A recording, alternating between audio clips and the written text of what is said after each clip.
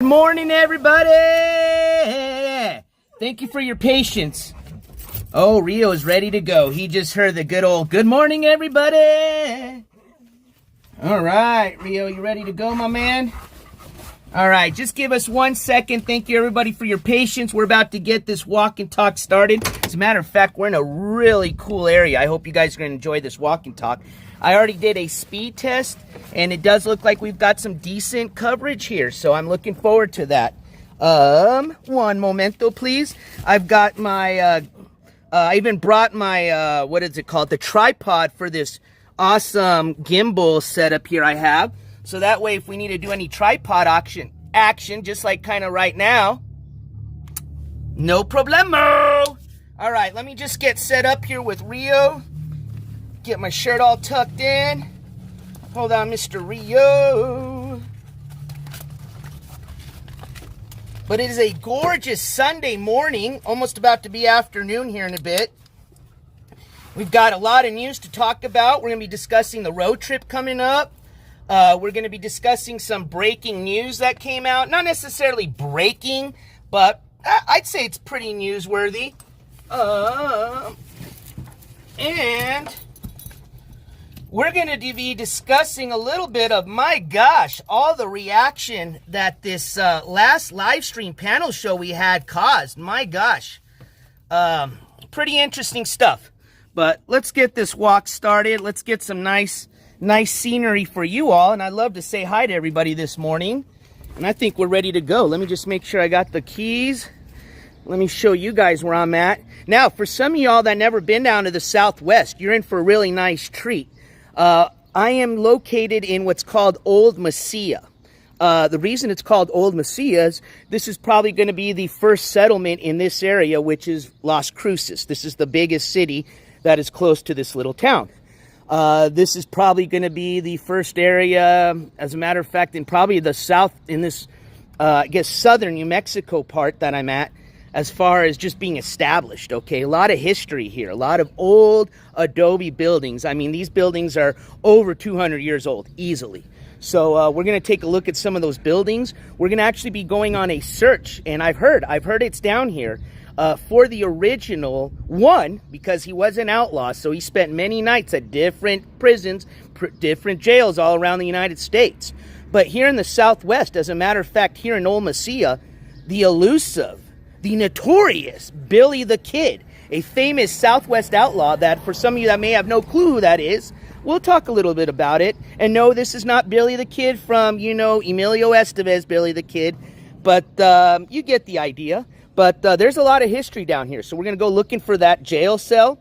We're going to see what else we can run into, but they've got a lot of cool stuff down here. So I hope you guys enjoy the scenery.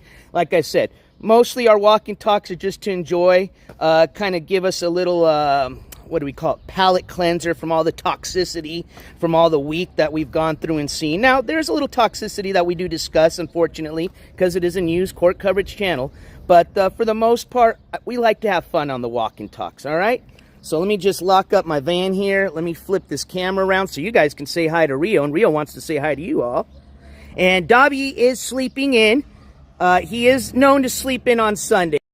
He is back at home just chillaxing. Of course, my trusty Rio always wants to go anywhere I want to. So, Rio, say hi to everybody. He decided to join me this morning for our walk and talk. Rio, you want to say hi? He's like, hell no, let's go. All right. All right, let me just make sure I got everything. I got the keys. For the most part, I believe the van, the Mobile One van is locked up. Oh, nope, I lied. All right, let's check this other door. Let me get this tilt back up. All right, there we go. Hold on, Mr. Rio. All right, so for this most part, I think we are secured and ready to go. Oh, Norma, I'm not sure where you're from, but if you're in New Mexico, oh, I definitely recommend anybody when you're down here to try the enchiladas, the tamales, the pozole, the green chili, the red chili. Oh, it's delicious. It is a combination. It's interesting because, you know, a lot of you, no matter where you are in the United States, you always probably run into a Mexican restaurant or Mexican cuisine. But here in New Mexico, we actually have our own version of Mexican food. It's New Mexico cuisine, kind of like you have the Tex-Mex. We do have our own, I would call, New Mexican cuisine, which primarily features the green chili and red chili. All right, so let me just find some shade. I found some shade. Perfect. And let me go down the list here and say good morning to everybody. All right. We're actually going to be going over to see a really old church that is still in use right now. As a matter of fact, when I was pulling up into the plaza, looks like they just got done with one of the early morning masses that just let out. So we'll probably run into some few people getting out of church right now. All right, let me go down the line here. All right, so Candy Cane, good morning. Haley, I want to say thank you so much, and I'm so glad I just saw you in chat. Oh, there's the bells. Hold on, let me let the bells go.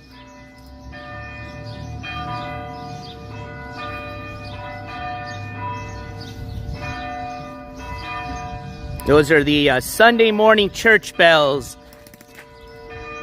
And we're going to be walking by this historical church here where those bells are coming from. I'm just going to get the bells to finish up before I continue saying hi to everybody. That's interesting. I wonder maybe somebody is getting married or something. They usually don't ring the bells like that, usually.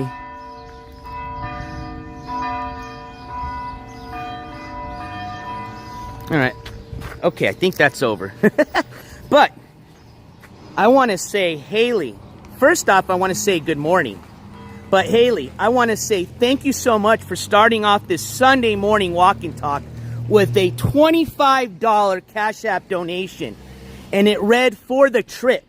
So thank you so much. And Haley, that is definitely going to be applied for our upcoming road trip, which is going to be a collaboration road trip featuring NJCOURTS, myself, and my co-host and partner, my road dog, Stick, which I'm sure most of you had a chance to meet Stick over our last live stream panel we had a few days ago. But if you haven't, I believe, unless something's changed, me and Stick are going to actually be hosting a mid-afternoon to early evening panel show, kind of part 2, continuing our panel coverage from the last panel show, since it seemed to be so interesting. I mean, holy moly, hasn't made the streets of the YouTube clipping channels, which much appreciate. I thank everybody that clipped that pretty wild and exciting evening of live panel streaming. But Haley, thank you so much for starting us off this morning with that donation. As a matter of fact, let's just get right into the e-bagging. I'm going to be e-bagging this morning because, one, we've got an upcoming road trip. Now, we've already met the fundraiser for this road trip. Why I'm e-bagging is because now I've got a co-host joining me, and I would love to help out with as many of the expenses I can because my co-host is actually coming from up north. He's taking a long journey down. He's a friend from Canada. So Stick is going to be traveling from Canada down to the southwest, and we're going to be going on a pretty adventurous road trip. Destination is going to be Tulsa, Oklahoma, where we will be there at the Tulsa County Courthouse June 20th for the Skimask Andy court coverage, I guess exclusive, you could say. So yeah, so I'm e-bagging for pretty much to cover as many of the expenses I can for Stick. The other reason I want to e-bag this morning is I am just tired of hearing this little dweeb Skimask Andy sitting there crying and whining. As a matter of fact, I don't know if some of you saw the spectacle last night, but little Skiwee pretty much had a, I think I counted at least 5 or 6 rage fits, where, I mean, honestly, these weren't even like streams lasting any more than 5 minutes. These were rage fits in about 2 minutes of starting his stream because no money came in all day. I mean, granted, he got a nice, generous $20 Cash App, which he didn't even say thank you.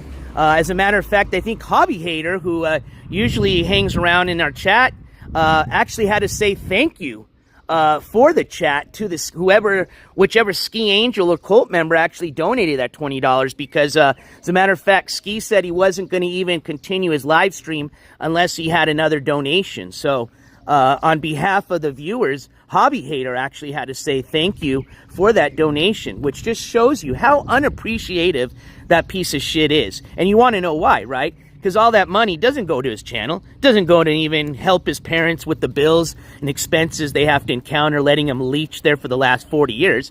All it does is to assist him with his drug habit. And at this point, it is way beyond THC. Hey, Zen, thank you so much. Zen with the $5 super sticker or super chat. Remember, I am unfortunately on the Prism app, so I cannot see all the super stickers. Oops, hold on. Let me shut the navigation off. Let's see here. I think we can end it. Hopefully not. All right, there we go. Yeah, so thank you so much, Zen. And where I was going was I can't see all the super stickers. Sometimes it'll tell me what type of sticker it is, but I can't see super chats. I do have the donation alerts set up, so if you guys want to do a donation through the donation alerts, which if you want to say something through my loudspeaker I got turned on, you're more than welcome to do that through a talk to text. It's just $2 to donate through that. You can donate through super chat, just like you saw Zen do. And Zen, thank you so much for that $5 super chat donation. You can utilize the Cash App. You can utilize Venmo now. I've got all those links pinned up. They are in my description. But you know what? If you guys can really help me out today and stick, I'd really appreciate it, because I'd love to just shut up and prove to Skimask that, you know what? If you're just kind to your viewers, you provide good, wholesome content, hey, you don't have to worry about begging for donations, especially when they're just going to cover your drug habit. And if some of y'all haven't seen my community post this morning, that picture was from this morning, okay? That's not an edited or Photoshop picture. That picture is of this morning. I like how Super Roofer put it. It literally looks like he's got 2 ashtrays that he can just ash his little blunt into on his shoulder there. And it's disgusting, okay? I mean, even people that are pretty skinny, I don't even think have those little fucking ashtray cups on their shoulder blades. That's just from straight being a crackhead, okay? That's the only people I see with those little dips on their shoulder. Oh, look it. Did we find Billy? Is this Billy the Kid jail, right? Did we already find it? Could I have just been that lucky? No way. All right, well, we're going to keep walking around because I have a feeling that's not the real jail. But, hey, everybody say good morning, Billy. And there's Billy's trusty guard. Teasing Billy with the keys. Well, don't look like Billy got any food to give him either. No keys for you, Billy. So here, let's read. Maybe this was. So it reads, Billy the Kid. This building, which dates from 1850, once housed the capital of Arizona and New Mexico. Later, it was the courthouse in which Billy the Kid was tried and sentenced to hang. Whoa. Watch out. And as we keep going along, we're gonna read a little bit more about Billy the Kid. So for some of you that are really interested in the history of this kind of little walk and talk, enjoy. So there's your first little history lesson there. And we'll walk around the building. If it's open, we'll even go inside. It's still a little early here for the plaza, but it does look like they're setting up like a little market here, which is interesting. I didn't know that was going on. And these stores should be opening soon because church just let out, so. It does, Super Roofer. I was just thinking that too. I never will forget that from the Pirates of Caribbean's. Yep, that one scene where they got the dog with the keys. But anyways, where I was going with the e-begging story is Skimask pretty much had 5 or 6 little rage fits. And as a matter of fact, this morning, he was so pissed because he blames myself now, it appears, for the lack of his donations. He pretty much blames NJCOURTS channel itself for the pretty much lack of not only donos, but the diminishing of all his viewers and mods. Which, Skimask, how in the heck am I responsible for that, bro? You're the one that sat there the last 3 days spitting racist rhetoric, calling all your mods disgusting and vile names, threatening to dox all your viewers and mods, and doxed a few of them. We had nothing to do with that. All this channel does is just occasionally clip you when you have your little episodes and shows the public what you've done. Or we post public documents which have to do with your court stuff. And again, those are public legal documents. They're not made up. That's not me just, you know, blowing smoke up my butt. So you're the one that caused all this. But of course, because you're a narcissist, you know, just like Controlla, you're never going to take any accountability for anything. So you're just going to continue to put the blame on everybody. And you're going to have your 3 or 4 little cheerleaders there. As a matter of fact, it looks like Vinetti just came back. I wonder how much she had to pay to get that wrench back. But that, or she just got booted out of the other community she was just part of and came back running to the ski cult. But yeah, just short of about 3 other mods as your cheerleaders. Those are the only people really thinking, you know, pretty much agreeing with your delusional ideas and thoughts that you've done nothing wrong and you're just some poor little entertainer just trying to get his e-bagging on, and oh, everybody's just picking on you. Oh, poor Skiwee. Anyways, that's enough of his pity party, but that was one of the main reasons why I'm also e-bagging this morning, is I just want to prove a point to Skimask. But most importantly, like I said, all your donations will be going towards our road trip that is going to be starting very shortly. As a matter of fact, I think I'm going to wait this afternoon when me and Stick are on so that we can discuss more about it, just to be fair. I'd hate to discuss the road trip without having my road dog with me, so... yeah, we will be discussing the road trip this afternoon on our live stream panel. We're going to do another open panel session, and yeah, we're going to get into quite a bit of things. More importantly, like I said, I think we're going to be kind of letting out more of our details of our itinerary. Hell, I think we're actually just going to be planning stuff as it goes, so maybe you guys can help us with that this evening. So all right, hey RV, all right, so let me finish saying hi to everybody. I apologize, how rude am I?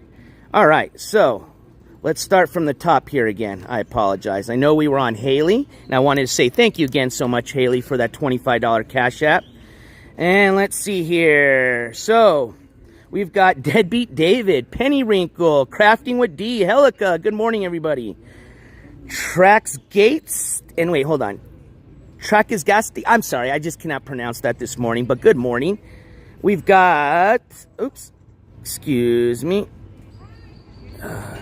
Bamakot, good morning. France L, good morning. I think I already said good morning to Helica, but if not, good morning. Subaru in the house, good morning. Sunny, ayo, good morning. I had a great time on your live stream. I had a great time celebrating your 1-year anniversary, or live streaming anniversary. I know Skimask was thinking that you were married, or like, I don't know what he was thinking, but it was your 1-year live streaming anniversary. So congratulations to that, Sunny, and I had a great time on your stream. Cry a little bit, good morning. Hobby Hater, we were just talking about you. Good morning. We're just saying how nice it was of you to actually have to say thank you to whomever donated that, you know, and again, it could have been a lie, but according to Skimask, a very generous $20 Cash App that was needed to continue the stream. So, although I might not care too much for that, on behalf of the Skis Angels, I think they owe you a very big thank you. Acid Face, good morning. Let's see here. Brandy, good morning. All right. RV Life with DJ Darren, good morning. If you only stream for money, it just isn't a good stream. Worse than begging like a homeless. Yep, I agree. Hence where the term e-begging came from. We've got Amber H in the house. Good morning. Let's see here. Zen, good morning, and thank you again for starting us, well, not starting us off, but continuing the donation train. I appreciate that. All right. I think we've gotten everybody so far that I've seen in the chat. If I missed somebody, I apologize.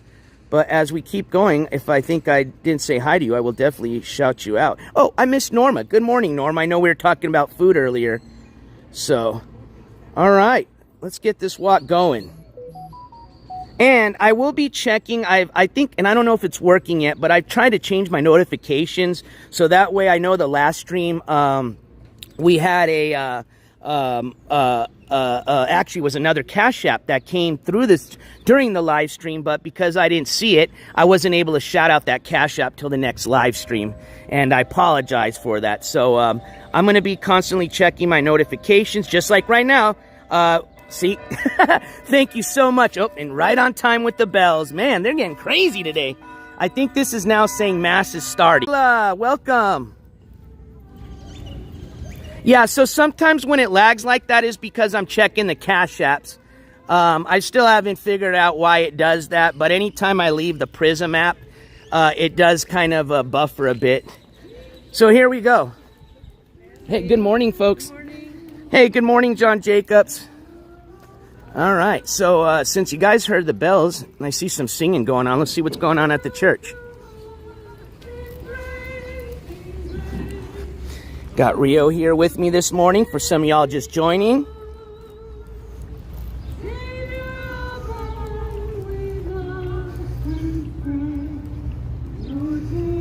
No, have not met Billy the Fridge.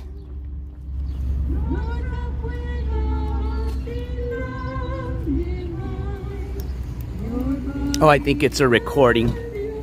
Or maybe they're singing from inside and it's coming outside is what it might be going on.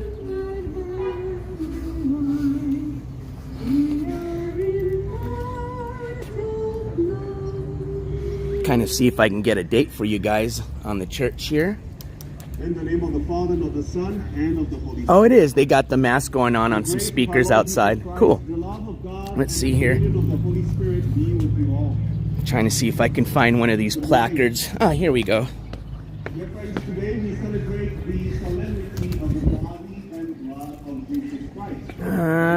That's a dedication plaque. Let's see here. Here we go.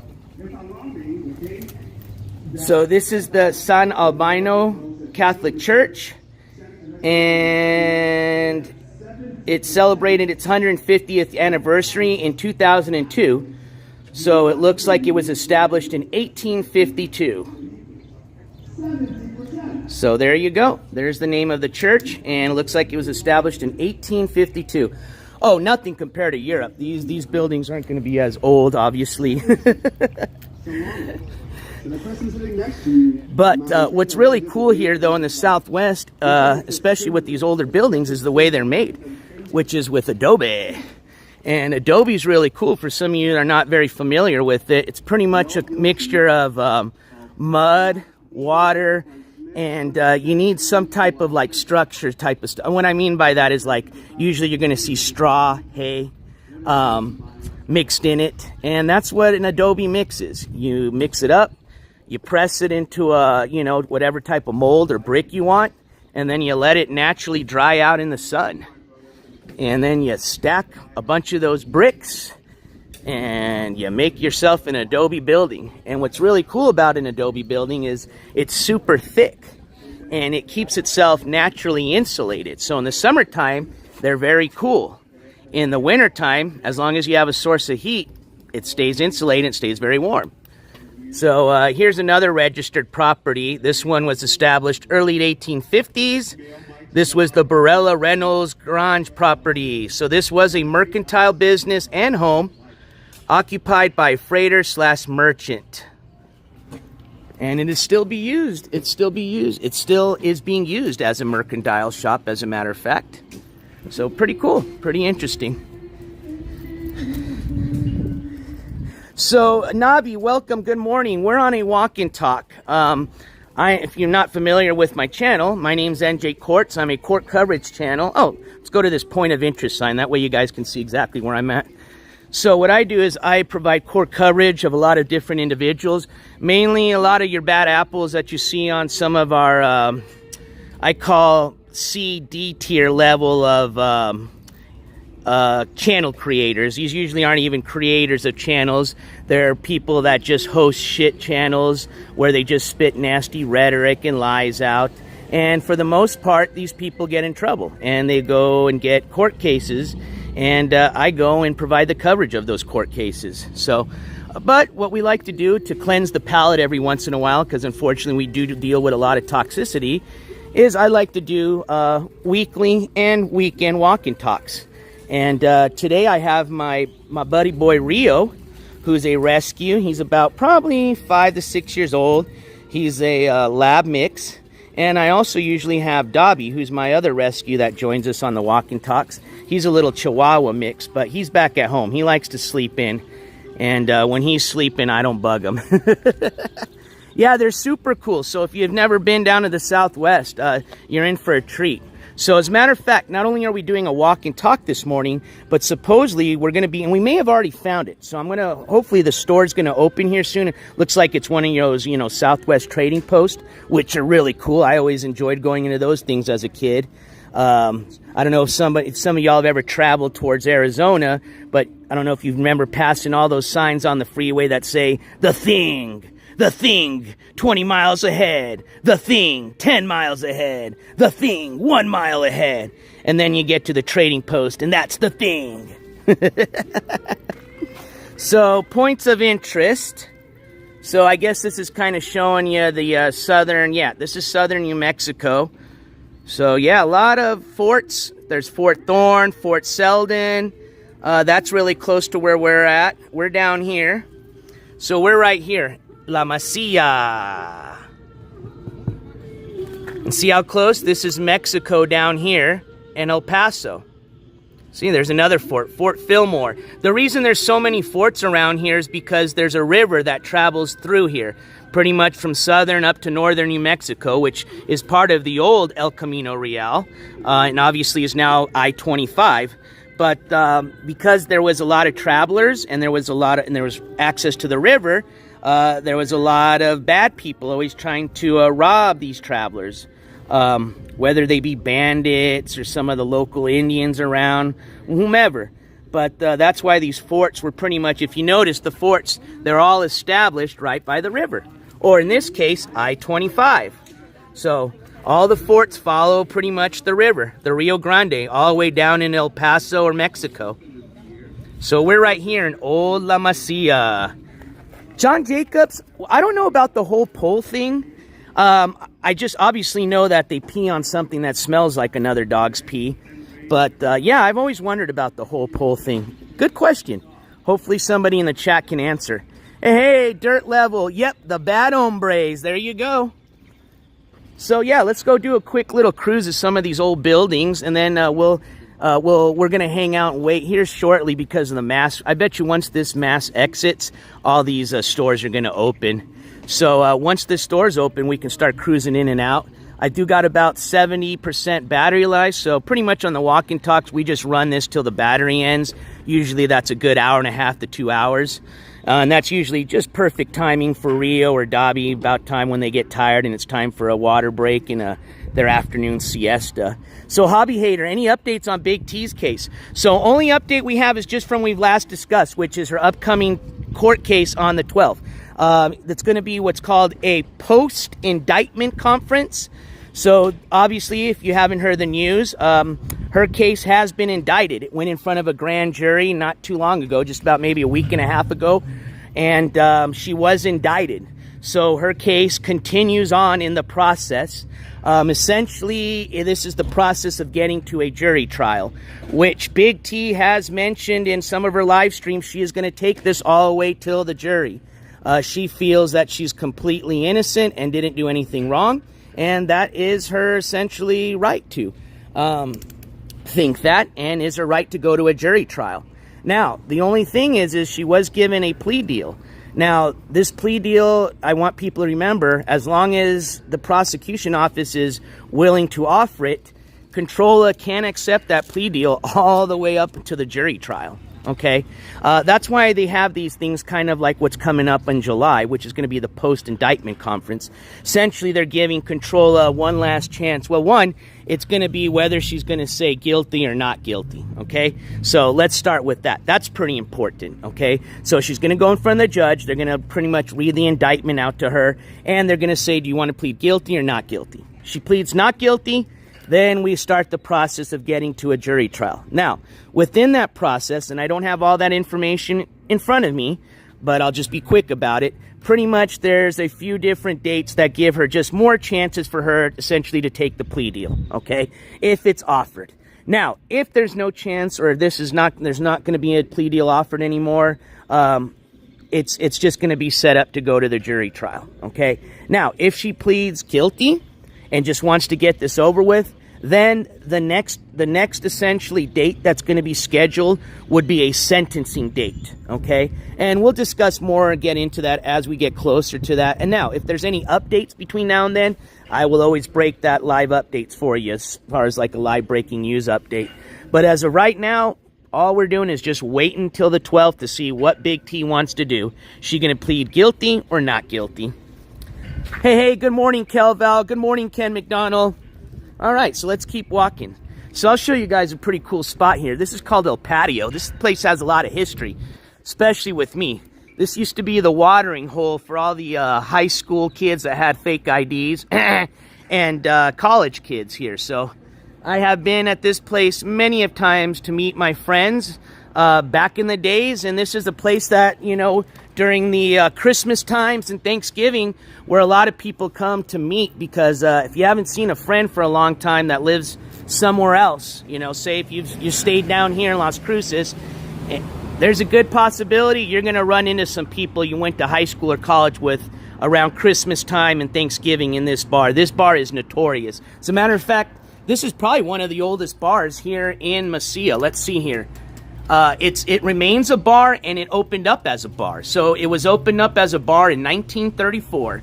And it's pretty cool because they have pictures inside where you can see, you know, from the 1930s essentially and on. And it's pretty interesting to see how people dressed, you know, between then and now, which I will say, people dressed very snazzy when they went out back in the days, you know, men with the ties and, you know, kind of like, you know, casual suits, the ladies with dresses on, you know, to now, you know, we just walk in with jeans and our shirt, you know, cocked to the side like old skiwi.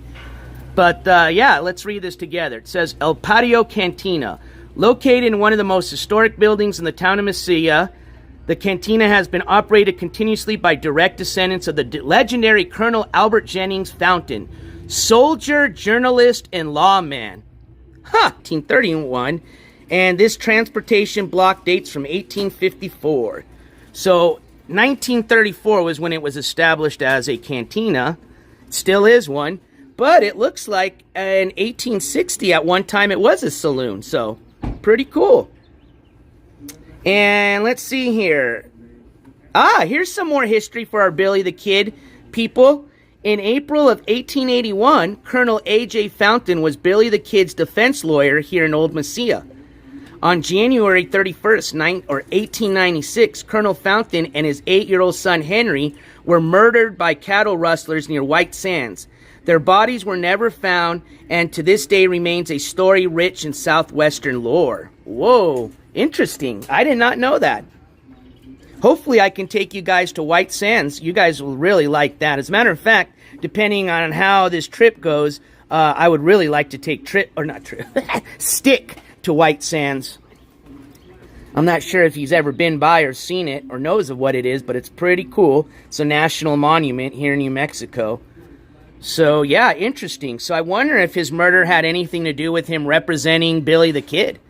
Because although Billy the Kid was an outlaw, he was liked by a lot of people, okay? He was kind of one of those outlaws, you know, a Robin Hood type of outlaw. So, yeah, this is El Patio. All right. So it is closed right now, but let's keep going. Now, I think when I get close, remember, some of these buildings are pure, like, old-school adobe, and they're thick as heck. So if we do go inside them, we might lose bandwidth. So we may not go inside too many, just depending on how that works. But what's cool is a lot of the architecture, even just seeing the old adobe, you can see from the outside. So, all right, where shall we go? Which way should we go? You know what? I think there's some more historic buildings going down this way. Hey, good morning, DGAF. Good to see you in the chat. And for some of you all just joining, I am joined this morning by my co-host and trusted partner, Rio, the official, not the, but one of the two of the official dogs of the NJ Court TV show. You ready to go, Rio? See something down there he wants to go check out. What do you see? I don't see any other doggos. You want to go this way? All right, we can go this way. Oh, that's where he wanted to go. He sees poles. Hey, thank you. Let me say hi to everybody, too. I'm wearing my, because it's, you know, we're out in the middle of the sun here on full coverage NJCOURTS cap today. Good morning, everybody. Let me flip you guys back around. We can walk a little bit like this. Say hi to everybody. Come on, Mr. Rio. But, yeah. So, I mean, pretty much other than just doing a beautiful walk and talk today and letting you guys enjoy some of the scenery, I wanted to talk a little bit about the road trip. So, looks like because we're going to be doing a collaboration live stream panel show tonight, I'm going to talk a little bit more about that with Stick this evening. But I can tell you this.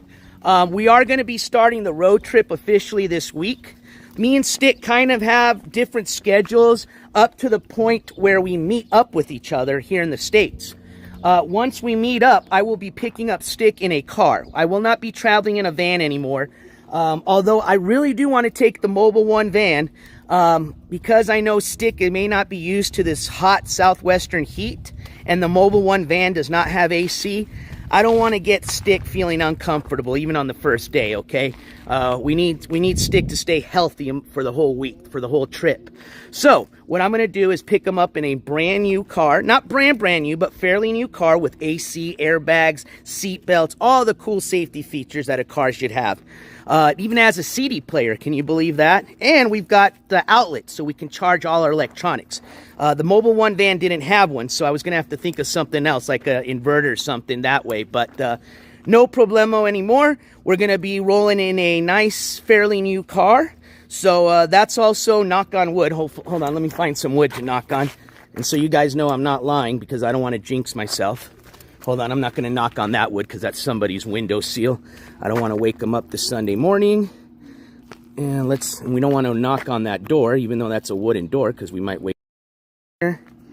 All right, let's find some wood. Oh, there's some wood. Wooden bench. So, knock on some wood. Because we're in a newer car, we shouldn't have any issues, hopefully, with any maintenance type of stuff, you know, breaking down on the road and things like that. So, all right. So, yeah, that as far as my little smidget of info about the road trip. Like I said, we'll discuss more about that in this mid-afternoon, early evening open live stream show. Open invite is what I mean. Excuse me, not open live stream.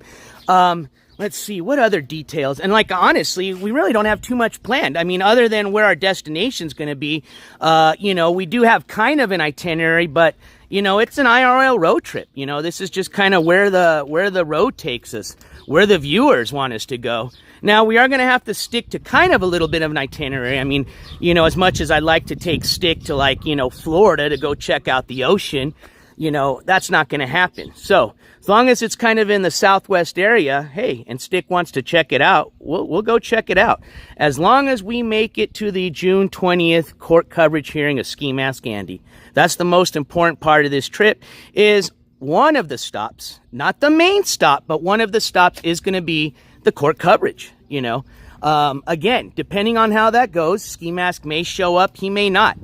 This is not going to be the first time we're actually going to be headed to Tulsa. Now, it may be for Stick, but for myself, I've already been there. As a matter of fact, some of y'all may remember my first actual IRL live stream ever, which was scuffed as heck, and not like they're not scuffed now, was down in Tulsa. It was downtown Tulsa.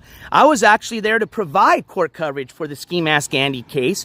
But unfortunately, because Skimask is who he is, and did not want to be seen on camera other than his own, where he can, you know, put the filters on, adjust it so he looks taller than he really is, all that shit. You know, he can put the filter where you can't see the meth boils and all that shit. He obviously didn't want to be caught on camera. It was a public courthouse. It is a public court hearing, so I was allowed to be there. But unfortunately, Skimask decided to pretty much lie, which he could have gotten in trouble for. They could have found him in contempt of court for doing that. He lied to his lawyer. Essentially, he called him the morning of the hearing and said, "I have COVID. I can't make it." So his lawyer, as mad as he probably was, had to waste his time going to that hearing, had to talk to the judge and, you know, embarrass himself, because I'm sure the judge has heard that bullshit story several times now with the whole, oh, I've got COVID. And long story short, they rescheduled it for the following week. And because they figured David did have COVID, they actually scheduled it that time as a virtual hearing. All right, it wasn't scheduled virtual because it was always going to be like that. It was scheduled as a virtual hearing because the court obviously wasn't going to allow somebody that supposedly, allegedly has COVID to just walk in a week later into their courthouse. All right, I want to show you guys something really cool here. This is called La Posta. This is a badass restaurant. As a matter of fact, we're going to return back here. I think it's already open, but if I lose coverage, I want to lose coverage in here. Because inside, they have a badass aquarium with some piranhas in it. So if you've never seen live piranhas, you're in for a treat. And they've got some really cool parrots. Last time I was here, they had a talking parrot. So I'm hoping the talking parrot is still here. And if so, we'll get to meet them. So this building is super old. As a matter of fact, it's a humongous building. Don't let this outside fool you. This building has a lot of history to it. It was used as, oh, here we go. Here's the placard. I don't think it's going to tell you everything, but let's see here. This property has been placed on the National Register. Oh, it doesn't have the date. Bummer. Let's see. Maybe they'll have another plaque. Well, it's been a restaurant since 1939. But I know this building's been here way longer than that. I know for sure they used it as a, it was a hotel slash carriage house, pretty much where you'd park your, your horses, and they would take care of them and feed them for the night. And you can walk over to the saloon and get, a little intoxicated, and then walk back over and stay the night. And next morning you get up and your horse is ready for you, kind of like a valet service, right? But, yeah, so I know it was a kind of a stagecoach house, hotel type of deal, and it's been used as many other things back then. And actually, there's another side to this. Actually, I think that's the side where there's more history about it. That's the main entrance, so we'll actually walk over to that side. Let's see if Billy the Kid gift shop's open. And supposedly, the sign that we first read here on the Billy the Kid gift shop says that this was actually the original courthouse that where Billy the Kid was at. Now, some of you don't know the whole story about Billy the Kid. He's notoriously famous more in the Lincoln County area, which is New Mexico. He was part of the Lincoln County Wars. There's a lot of history there. As a matter of fact, I kind of talked about it in the chat. But there's a courthouse there, one that you can visit and tour. It's a museum and all. But that courthouse is very famous because, one, that's where they were going to have a hearing for Billy the Kid. But while he was in there, he managed to escape. And during this escape, he ended up shooting 2 deputy sheriffs. He killed one of them, which pissed off a lot of people, rightfully so, and what's caused the manhunt for him. Which eventually, he was shot and killed by Pat Garrett. Here's somewhere near Las Cruces, New Mexico. There's still a lot of mystery to that. Actually, there's even mystery as to the fact that did he even kill Pat Garrett? Or did Pat Garrett even kill him? Because I don't know if some of you have even heard this kind of lore, but there's even mysteries or stories have told that Billy the Kid actually never was shot and killed. He was actually survived and lived a life afterwards, moved somewhere else. I think even Oklahoma was supposedly one of the states that he moved to, and just lived a life, had another family and kids, and lived his life till he passed away. That's just a story, but who knows? Who knows? Thank you. I was trying to remember the exact name of that. Thanks, Subaru, for Young Guns. Yep, old Emilio Estevez. And I was like, Emilio! That's Nida Roxbury, but just a reference. All right, let's go look for the back entrance to La Posta. And then we'll go see if they're setting up this little farmer's market, I guess, or, probably like a little arts and crafts show here in the middle of the plaza. And there's a placard for the plaza, too. This plaza's got a little history to it as well. Well, yeah, let's go look at some more old buildings, shall we? All right, Rachel, good morning. And sorry if I'm not reading chat yet. I'm kind of walking and talking, so I kind of have to pay attention. What do we got here? Man, we got a lot of Billy the Kids around. What do you got, Billy? He's closed right now. Looks like a craft store. A lot of some pottery. And these stores are pretty expensive. They've got, this is real Indian turquoise, real authentic Indian pottery and stuff like that down here. So it's very, very expensive. Oh, here you go. Got some Billy the Kid merchandise. I like that hat right there. That's super cool. All right, let me just check notifications again. I got to remind myself that way I don't miss anything. Okay, notifications look good. Oh, what do we got here? Oh, look at that, Skiwee. Hell yeah. Too bad you ain't got recreational, you know what, down where you're from. I'm actually surprised you're still in Oklahoma. Well, I guess because you got to live at your mom and dad's. But just blows my mind, as much weed as you smoke, you wouldn't just move to a state that has it recreationally.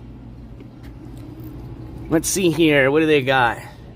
Oh, that's just their permit. Ooh, the hot rod. What's that? Anybody ever done a hot rod? It says infused. I've started to hear about these infused pre-rolls now. I guess they're like a regular pre-roll, but they dip it in the distillate and then they dip it in the keef. So it's just kind of like, I guess, those moon rocks, but it's in a pre-roll version. There's some little education, THC education for you, Skiwee. What you know about an infused pre-roll. Hey, good morning, Macy. All right, so this is the entrance to that. You can go in both ways, but this is the main entrance into that restaurant. So I'll give you guys kind of an outer look. So yeah, this is a really cool building here. This is your traditional Southwest New Mexico style adobe building. You got your red chili ristras on the wall. They've got them out now just for decoration, but those bags, what look like paper bags on the roof, those are paper bags. Traditionally, they'll have candles in them. I call them illuminarias. They do have a different name. Maybe somebody in the chat can help me with it. It depends on what part of New Mexico. There's always this thing between the southern and northern New Mexico. Even though we're in the state, we speak a little differently. Like in northern New Mexico, they speak kind of with that like, hey, you know, a little bit slower, kind of kick back type of accent. And let's see here. They like red chili more in northern New Mexico. Southern New Mexico, we love green chili. But they have another name for these. They like to call them that name in northern New Mexico. I forgot what it's called. But yeah, those traditionally you'll see everywhere in the south. But they're everywhere now. But traditionally you'd find the illuminarias in the southwest. They put those out as Christmas lights, you know. And now they got the, you know, high-speed ones, which are, you know, with the power. They're electric. You know, you plug into an outlet and they light up. But the old school way to do it is you just get a paper bag. You fill it up with some sand. You put a little candle in it and you light it up. Now, you don't want to do that on a windy day, obviously, but and they can be dangerous, the old school way. But you know, I think they look they look authentic. I mean, I personally think you can tell the difference, but who knows? Maybe I'm just crazy. All right, so let's see here. They got a sign up here we can read. Yeah, I think this one will tell you more about what they use the building here for. All right, La Posta. Oops, hold on. I don't know if somebody just... I think I just heard something on the speaker. Just make sure it's on. I don't know if somebody sent a donation alert. And if somebody does send a donation alert, for some reason I miss it, I will replay those. I can replay those, and I'll do that on tonight's live stream. But I thought I heard something, but maybe I was just crazy. Hold on, let me just make sure the speaker's on. Power on. Okay, now it's on. All right, cool. All right, so this reads La Posta. This is the original La Posta, the only station that remains standing on the Butterfield Trail. For more than a century and 3/4, these old adobe walls have withstood the attack of elements and men, and have sheltered such personalities as Billy the Kid, Kit Carson, Pancho Villa. Now Messia sleeps, but La Posta still offers its traditional hospitality and fine food to all who wander here. Ah, very interesting. So again, for our Billy the Kid fans, another building that Billy the Kid supposedly stepped foot in. Yeah, Billy hung out down here a lot. He must have liked it down here in Old Mesilla. Now it is starting to warm up a bit, so I apologize if some reason my live stream just shuts off because I'm starting to get that little alert. And we're going to have to figure something out, because if we're going to be doing some live streaming all day, especially in Oklahoma in the Southwest, we're going to have to keep our phones cool. So if anybody has any suggestions in the chat on how to do that, by all means, I would love to hear that.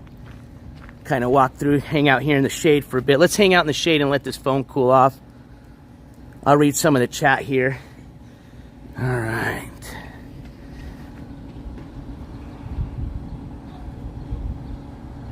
Moon rocks is how you hide subpar flour. Honestly, I've never tried a moon rock. I know they're expensive, so... let's see here. So many ways to sell boof weed. Ski couldn't afford anything in my shops. What type of shops do you have, the loser O? Superroofer says, Billy hung out in caves here in northwest Arkansas and southern Missouri. There you go. Yeah, no, he traveled a lot. And Superroofer, he did like caves, because as a matter of fact, I don't know if I'd have coverage, but there's a, it's not necessarily a cave. It's a hideout of Billy the Kid's. It's just maybe about 15, 20 miles from here, heading north. Heading towards north on I-25. It's near Fort Selden, which was one of the forts we saw on that little map. It's a national monument, Fort Selden, and they've got there, it's called Billy the Kid's Hideout. It's not anything. It's not a national nothing. You got to literally look it up on Google search and, you know, find the directions from one of these forums. But when you find it, it was the hideaway for him and his gang. And you can see why. I mean, there's a picture of it online. It obviously was in an area where he could see the trail, which was the trail that everybody was traveling on. So he could see, you know, if they had soldiers looking for him, you know, if they were going to rob somebody or a stagecoach, they would see the stagecoach come by. I mean, honestly, it was the perfect fucking hideaway for a bandit. But what's super cool about this area, why they know it was a hideaway for Billy the Kid, is there's a big rock. Essentially, this is the rock that hid them when they're looking out at this trail. And on the rock, you can still see the carvings and initials of some of the members of his posse. Unfortunately, where they think Billy the Kid actually wrote has worn away. I think they say you can still see a smidget of it. It's very hard to see. That's why people, you know, can't really definitely say, did Billy sign it or not? But it's kind of like, dude, everybody in his posse signed it. You can see it. And obviously there's a signature that's fading that looks like his. But why would he not be with his whole posse? But, hey, there could be, maybe he wasn't, right? So, hey, I thought it said it's not open and those people just walked in. Wait a minute. Well, anyways, let's keep walking, and then, like I said, we'll walk in there as we're on our way out, so that way, if the stream ends because of the Adobe walls blocking the signal, at least, you know, it'll end towards the end of the stream. But I do want to show you, like I said, the piranhas, and I want to show you the talking parrots. All right. I love the Old West history, scum, eh? I'll tell you this, and I know we were talking about metal detectors the last stream, but the reason I love to get them in a metal detector is, I'm not kidding you, with all the Old West lores here and all the bandits and the way they hid money, I guarantee you there's still money hidden in the grounds here in the Southwest. Guarantee you. There's gold coins still hidden in caves, hidden in holes in the ground. You know, just needs to be found. I will tell you this is kind of cool. A friend of our family's used to do the whole kind of treasure hunting thing down here in the Southwest. And one of the tips he gave us once, if we ever decided to do it, he says what he goes and does is he finds like an old adobe building or a structure, right? So let's just say it's an old little adobe building. What he tries to do is find where the bedroom would have been, or like a kitchen, you know, somewhere where the occupant of the house would have been the most at, you know.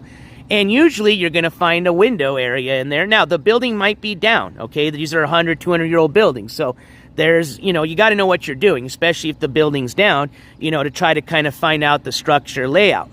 But where I'm going with this is, what he says is, if you can pretty much find, like, let's just say the bedroom, right? The bedroom of this building, and you could figure out where the window was, you want to imagine what that person would be looking out that window at.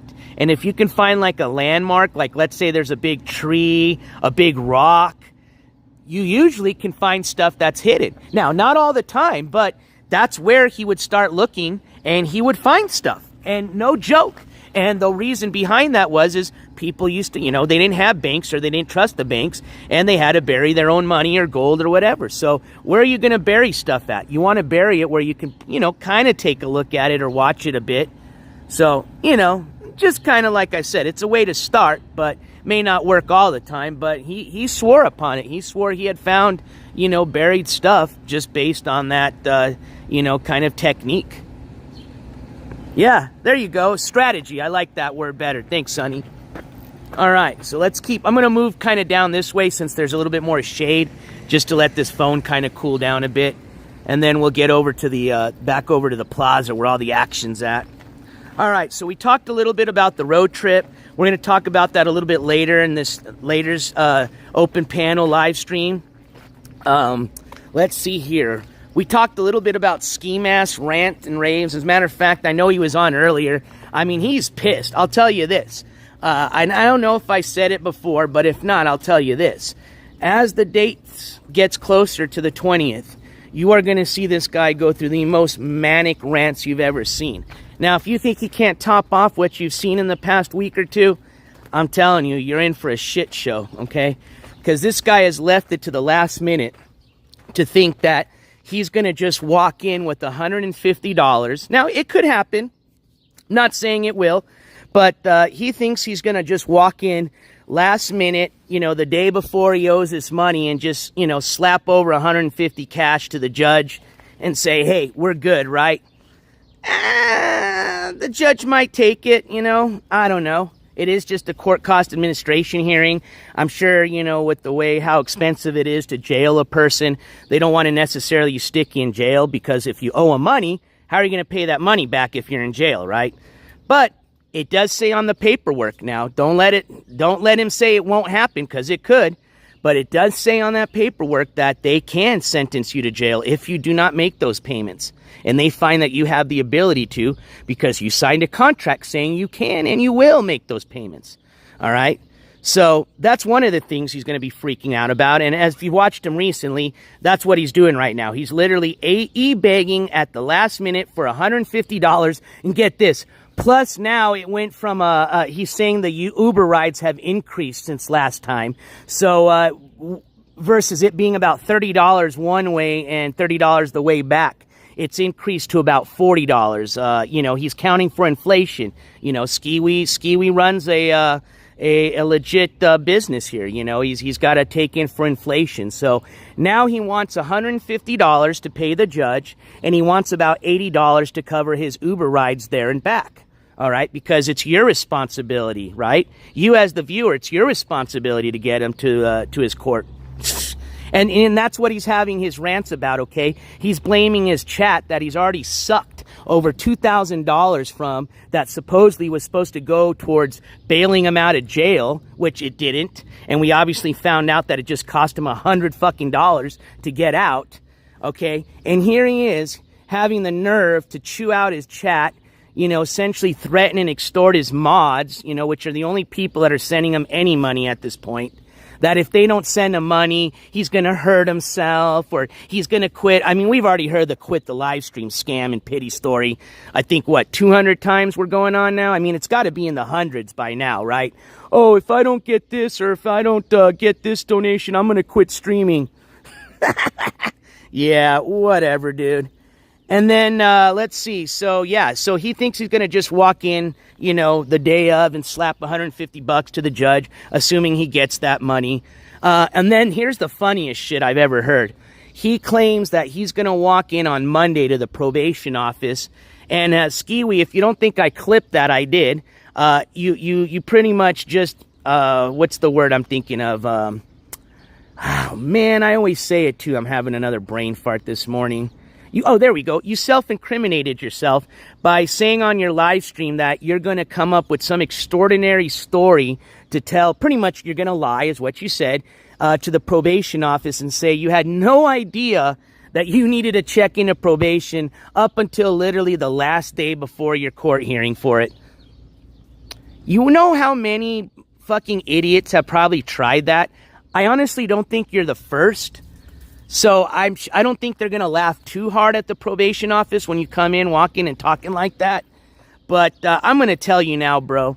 There ain't no way in hell you're going to walk in one day before your court probation hearing into the probation office and say, oh, I want to sign up today. That way I don't get in trouble tomorrow. You know what, Kelval? It will be considered at this point because if he is planning on doing that, that is illegal. And, you know, as far as just being a citizen and witnessing a crime or somebody that's going to essentially be in contempt of court, it's almost our duties to have to report something like that, especially since this individual is a wanted felon. He's wanted in 3 different states for some serious crimes that all have to do with assault and battery, okay? I don't care what he tells you. You can go look it up for yourselves. It's public information. If you go through Nevada, you can pull the public records for him. If you go through New Jersey, you can pull the public records for him. But Skimask literally has active warrants in both those states, and they're both literally for cases that have to do with him assaulting people. And in both instances, it has to do with him assaulting females. Go figure. All right, I think this phone's cooling down a bit. I mean, I don't know how much cooler I can get. All right, so good morning, everybody just joining in. I apologize if I missed your name here. Yeah, especially after those threats he'd made, Kelval. I don't know if some of you have seen what he's doing now. So he thinks he's being sneaky, and I posted this on the community tab, so some of y'all may know what I'm talking about. But he's now trying to use these little, like, teenage emojis, which is very weird. And he's using those essentially as his way to put out his grammar, you know, instead of writing, I'm going to Kill Emilio, he puts, you know, I'm going to, you know, emoji word K, and then, you know, he puts the little emoji of a gun, you know, and then he puts that emoji of the guy with the glasses, you know, just stupid shit like that. And I'm going to tell you something, Skimask. If you honestly think you're going to try to threaten me or, like, intimidate me from not going down there, you got to be out of your fucking loony mind. When, one, I was already down there, okay, by myself. I didn't have to have a co-host because I know the next thing you're going to go to is, oh, he's got to come down with another person because he's not tough. It has nothing to do with being tough, okay? I'm a court news reporter. I was down there the first time as that. I'm coming down here the second time as that. And I'm just being joined by another co-host, another individual, as a matter of fact, who's really just joining me as part of their vacation and doing an IRL collaboration tour with me. That's it. So if you honestly think you're going to intimidate any of us, you're wrong. But 2, you're also breaking TOS. Just because you didn't spell out the word, the fact that you're implying that type of threatening message and violent message, that's still breaking TOS, my little dumb friend. And remember, you're not my friend. Anyways, let's keep walking. But, yeah, so, I mean, at this point now, he's pretty much saying that, you know, he's saying he's going to go to his hearings, but I can tell you this. I have a good feeling if he doesn't make that money, which, you know, let's just say he gets the $150. That's not much, right? He makes that payment, big whoop. But he doesn't owe money for the probation hearing, okay? They already gave him that chance. As a matter of fact, he had to show up to probation, he had to sign up for anger management classes, and he had to start off by making a $25 payment, okay, to pay off the over $5,000 now he owes, all right? So he did not one of those things. So when he goes to court on Tuesday, there's no, oh, here's $200, Your Honor. Oh, no, there's nothing. They already gave him his chance, okay? If some of y'all don't remember, he was given this plea deal in lieu of spending 90 days in jail, all right? So what do you think? And he knows what's going to happen. He's already started to kind of, you know, point towards that direction of, oh, I'm going to start needing commissary money if you guys can start donating money to me. That he's probably going to be spending, maybe not 90 days. It looks like it will be, but he's going to be spending some type of day in jail. And hey, if he doesn't, hey, so be it, right? It is what it is. I can't control what happens at the court. All I'm there is just to provide as much coverage as I can. That's it. Mizzy says, you have more viewers than Ski. Well, Mizzy, you know what? That's great and all, but at this point, if you have probably about 12 viewers in your channel, I think you're going to have more viewers than Ski now. So, like I said, the guy is, his channel is diminished. It's done. Okay, the scam is over, and he's just down to the last 3 people that are sending him $1 cash apps every other day. And he's already managed to piss those people off, so they're temporarily gone. Now, are they going to relapse and come running back?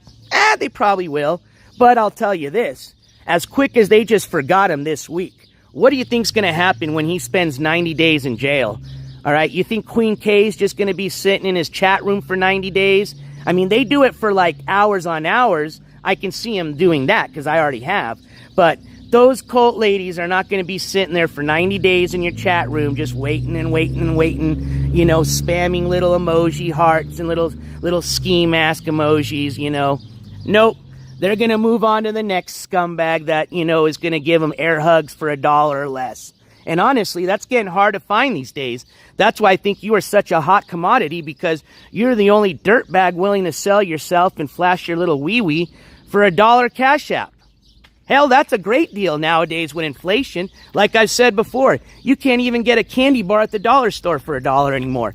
One, it's $1.25, and then sometimes, depending on what state you're in, you got to pay taxes.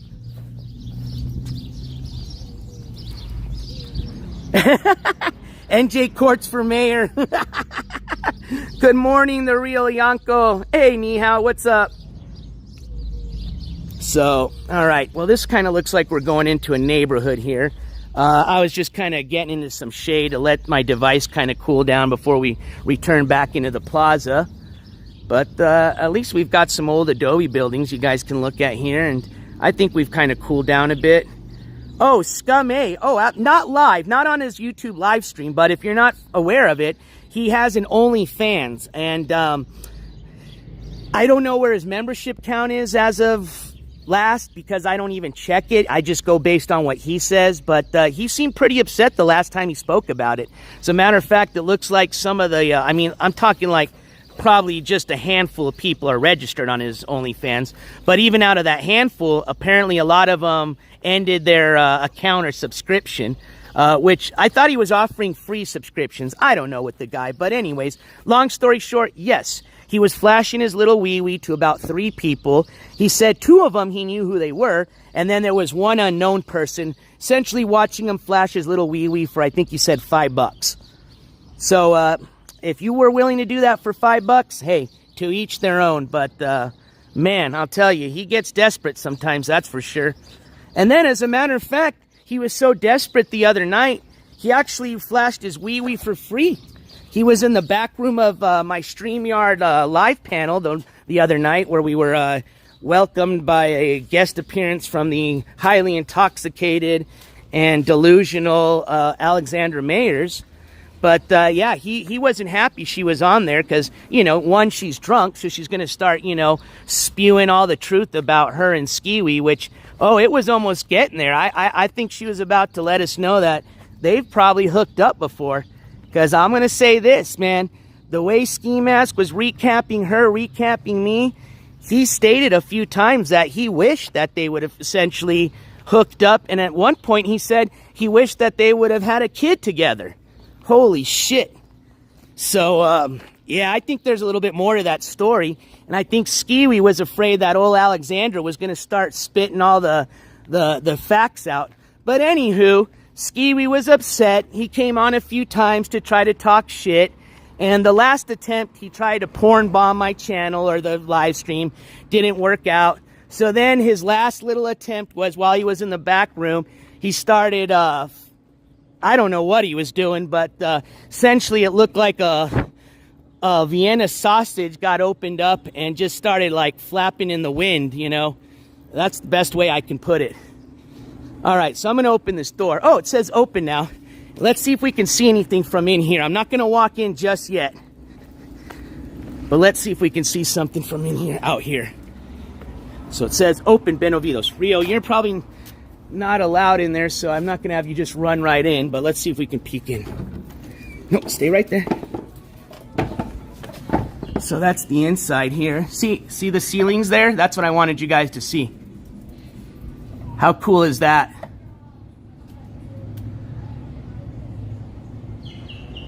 Oh, I can hear the birds from in here. All right, Rio, come on. Let's go. All right, let's get out of the way. All right, so that was El Patio. So like I said, we'll try to go inside on my way out, but I have a feeling how thick that adobe is. It's going to kill the signal, but we'll try it. Kelval says, I have a question. Isn't Just Jen Jewish? Because if so, how can she be a KK? Like, one, I have no idea what her religion background is. But you bring a good question up. I am just tired of that shit. As a matter of fact, I'm going to be sharing a clip either tonight that was forwarded to me. I was mentioned in it. It was a YouTube clip. I still have no idea who the person in the clip is that's talking about Alexandra, but they seem to know a lot about her. So I have a feeling they are probably part of one of the many personal issues she's had with a lot of individuals from all sorts of different communities, you know, back from when she was in the porn industry to what she's doing now, okay? This lady's got a history of serial stalking, harassment. You know, without getting into too much, I know she's been sued, and she owes money, you know. Again, I got to find more details about the court case, but yeah, she was sued, and you know, she was found to owe these people the money that the court said she owes now. And that had to do with, I think, slander. So again, she's known to just ramble off on anything she wants. Now, I will say this. I'm glad that she's got probably nothing but maybe a handful of people that actually may even believe anything she says or listen to her. But I'm going to tell you this. There is going to be a day when somebody is not going to take this lightly, okay? Especially when you're going around calling people KKK members. She stated, and what's funny is if you watch her live stream, we're going to watch some of it either tonight. I'm going to do a recap. I don't even know if I want to involve that tonight because I'm just over it already. But I do want to have my last say on this because it was my panel show. But she literally goes from recapping it right after, you know, and I'm sure a lot of you saw that drunken episode where she's claiming that she feels unsafe now and she's got to keep her live stream on, and that everybody on that panel was a KKK member now trying to come together to eliminate her. You know, it was just crazy. Now, when you start making accusations like that, that gets very serious, okay? That's slander, okay? And other things. And I liked what that individual said in the video. That's why I want to play it. But they pretty much said the reason that she continues this, even with somebody already suing her, okay, and finding a judgment against her, that was the word I was trying to figure out. Literally, she has a judgment found against her for in the hundreds of thousands of dollars that, if I'm not mistaken, she hasn't even paid back or came close to, all right? And we're going to find out more about that. But this individual said this. They said that the reason she continues to do this is because she has no accountability other than just her getting in this little bit of trouble. And you know how it works, right? When people get sued that have nothing, they pretty much are worthless. So that's why they act the way they do. Alexandra runs around and does the shit she does because she knows that she's pretty much sueless, right? There's nothing you can get from her. Now, a person gets a good lawyer, that's bullshit, because if that lawyer can literally, say for example, I'll give you a little scenario. If that lawyer can prove that Alex is broadcasting, say, from her parents' home, right? I think she said somebody said she's living at her mom's home. I don't care whose house she's at. If that person she's staying at is allowing her to use their Wi-Fi, they're allowing her to use their electric connection, then they're essentially, part of that, okay? And a lawyer will put those pieces together very easily, and although she may be unsuable, they'll go after the parents, whoever has the money, okay? Now, that hasn't happened yet. I don't think so. But Alexandra, I'm going to tell you this, like, you caution everybody out there, you're stepping on fire, okay? I'm going to tell you that because you are completely out of your mind and out of your league to be sitting there and saying the type of fucking shit rhetoric you do. And then the funny thing is, this is what shows you how fucking mentally insane this individual is. She goes on yesterday pretty much talking about, oh, now she's going to be part of this road trip and she's going to be watching us and being essentially like, what do they call it, with a narrator of the road. Get the fuck out of here. You have nothing to do with this channel, this road trip, this court case, Skimask, Jen, their child. You're just a grifter. You're just like Controlla. I can't even say you're like Skimask because Skimask, although he grifts, you're a serial grifter, okay? You will literally say anything and everything. You'll hang out with anybody or anyone that gives you the least bit of attention, whether it's negative or positive. And that's fucking crazy. You are delusional, all right? And you don't even have cheerleaders. That's the scary part. At least Control and Skimask got a group of cheerleaders to help them in their delusion. You have nobody. You're just living in your own damn delusion, and you're your own cheerleader. That's what's fucking scary. Anyways, sorry, I'm going to keep my voice down because I am near a church, and I don't want to offend people out here with my cursing. Hey, Stinky Pinky, good morning. Well, cry a little bit, I'll tell you this. She had claimed I was going to be her next victim of the wiki, the whatever, her little wiki leak or whatever the fuck she's got going on. Oops, I said the F word. But that never happened. As a matter of fact, this is what's hilarious, okay? Prior to that panel, the last thought she had on me was, oh, I'm with NJCOURTS. I stand. Remember when she was ranting and talking shit about Skimask and Controlla and how, you know, she watched my walk and talk and it opened up her eyes and yada, yada, yada. And then she goes on my panel, blackout drunk, and then has the nerve, as we treat her as respectable as possible, considering the way she was treating everybody and talking. And then she has the nerve to go on, blackout drunk again, and start accusing everybody of being racist and trying to start some fucking, like, crazy ass, you know, fucking group gathering to, you know, eliminate her and that she has to sleep with her stream on to feel safe.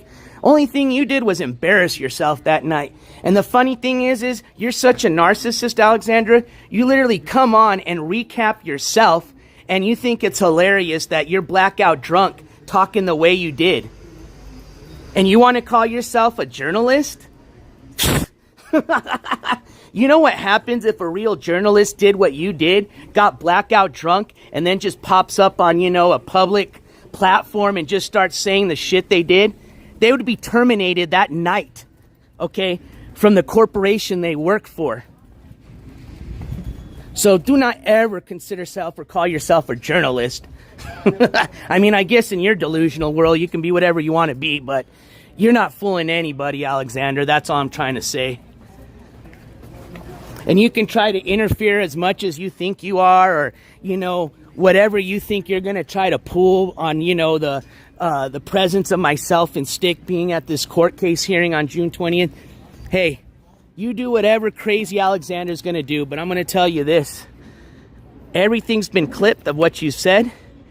I can fully make the courts aware of who you are and what your intentions are. And like I've said before, I have already gotten official permission, as well as Stick, for permission to be inside that courtroom.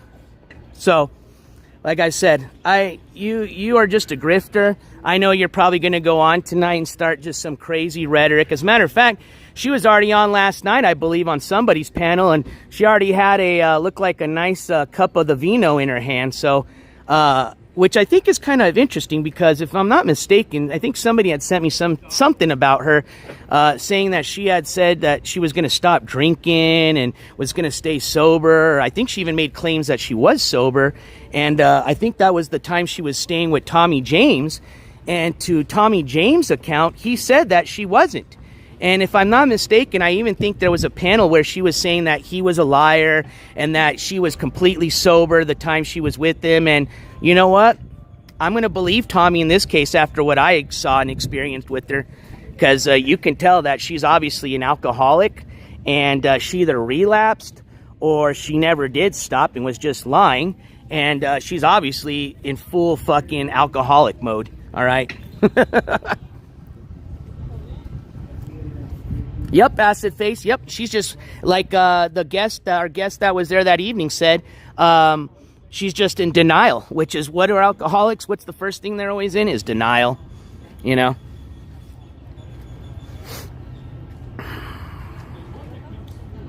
Hey, Joyanne. Good morning. Sorry if I missed something. Hey, Vasak. Good morning. Hey, Ono. Good morning. Exactly. So I'll give you a little quick history about Alexandra without, like I said, I didn't even, the first time she started attacking this channel, I didn't even address it because, you know, she's nobody. I didn't even want to give her a platform. But since she did insert herself into this, you know, live stream, and hey, to my, you know, to her account, I did let her on, right? She can't just insert herself. But it was an open panel. So when I say open panel, just like I said, everybody's welcome to give their opinion. I'm not going to ban you just because I disagree with you. Everybody's allowed, unless you've been banned for breaking TOS. That'd be the only reason you're not allowed. So that's it. So of course, if she was on and she wanted to come speak, she was allowed to, just like anybody, any one of you are allowed to. Okay, but I'll tell you this. Okay, this person is notorious and is known for pretty much stalking and harassing live streamers. Okay, she'll pick out a male live streamer. Usually it's somebody that's upcoming, right? Because she wants to try to insert herself as somebody that's been in the game for a while and that she's got the resources and knowledge to help you set your live, excuse us, come here, Rio, set your live stream up and yada yada yada. I'm just saying, that might not be all that's into it, but I have a feeling that's kind of her little schlick, you know. And then what she does is she'll pretty much befriend one of these live streamers. You know, I have plenty of friends on Insta and stuff. The only difference is she takes it beyond that. She starts getting pretty much falling in love with these individuals, unbeknownst to that individual. They have no clue this is going on, right? They're just talking to Alex, thinking she's a homie, you know, giving some information.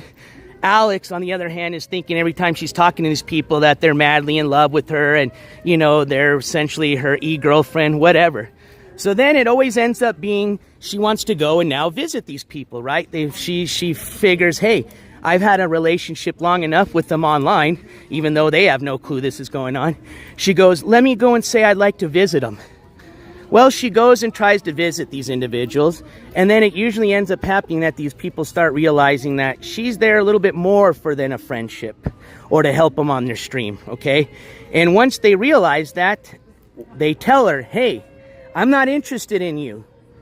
I thought we were just friends. And that's when she throws a fit. She goes into her manic, crazy mode, which usually involves alcohol, depression. And that's where you'll start seeing all the crazy live streams pop up, right? All the WikiLeaks live streams, all the IP2 Black live streams. I mean, she's got literally, I think, 6 to 8 channels now that she posts from, okay?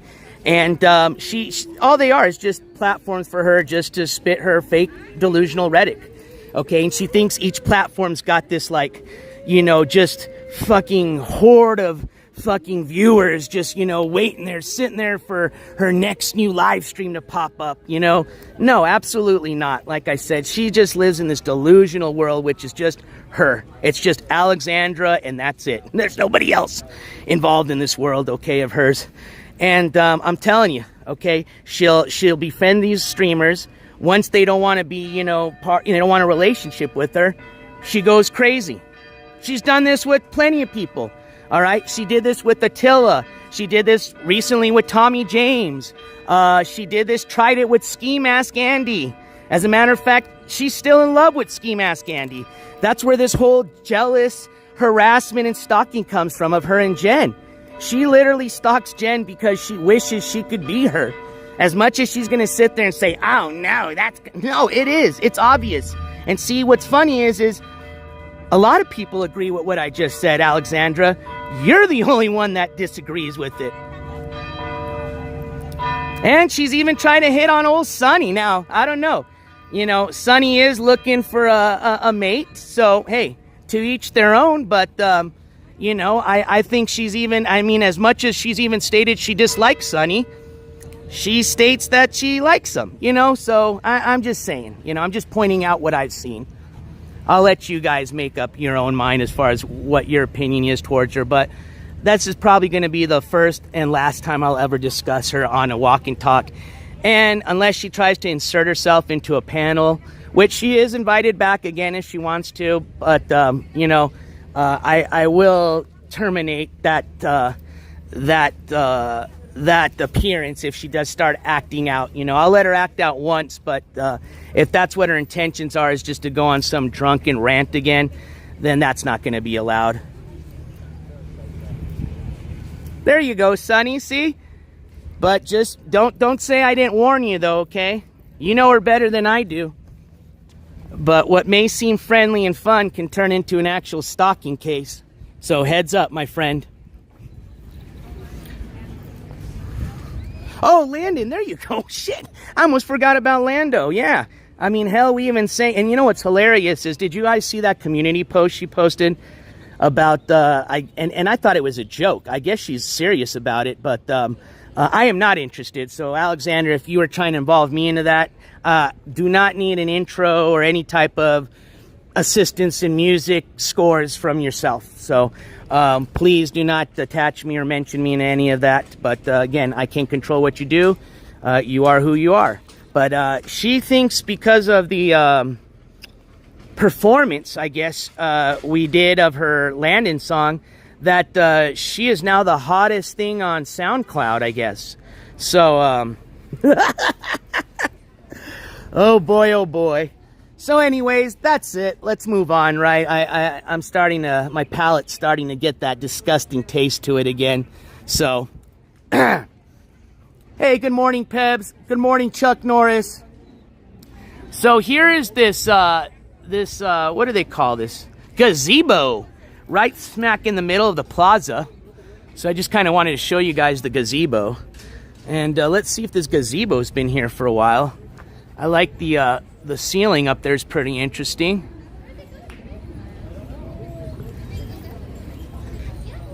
Let's go into the gazebo. You guys, should we give them should we do a singing performance? Oh, I know what we can do. Darn it. Hold on.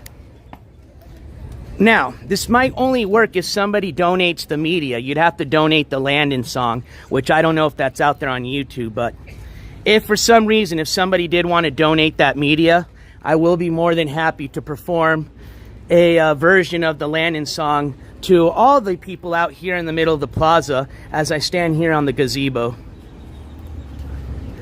Actually, we can practice a bit. Let me get the tripod set up here. It's very nice out right now, Chuck Norris.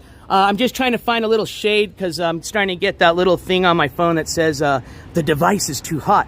Use the overheating protection setting to improve live stream performance. You know what, Sonny? The more times I start singing it, I'm not gonna lie, I am getting a little hooked. All right. It is definitely a what do they call it? A catchy tune, and that's all that has to work. Is it just got to be catchy, right? I mean, it doesn't have to be good. It just has to be catchy. Just like what's all, you know, those catchy tunes for like the insurance rings, you know, the little insurance dingles, and you know, next thing you know, you're singing it in your head, you know, and you're like, how did I know that? All right. Let me put you on the tripod. Let's angle this up. Let's see, can I see? Oh, wait. Duh, I got to put this in selfie mode. I'm an idiot. Jingles. Thank you, Super Roofer. La, la, la, la. All right, how's that? Me. Actually, some of y'all might not remember because there wasn't too many people watching. But one of my first, actually my first live stream was in Tulsa.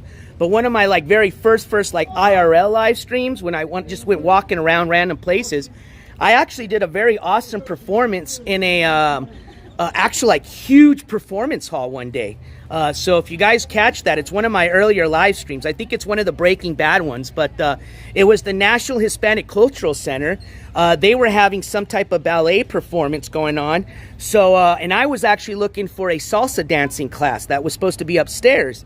But instead, we actually ended up walking into like a huge kind of like musical chorus room. I don't know what you call it. And, you know, it had a piano. It was all full of like the little sound absorbing little pads, you know. And so we performed. What did we sing? Oh, I think I just did an opera type of me.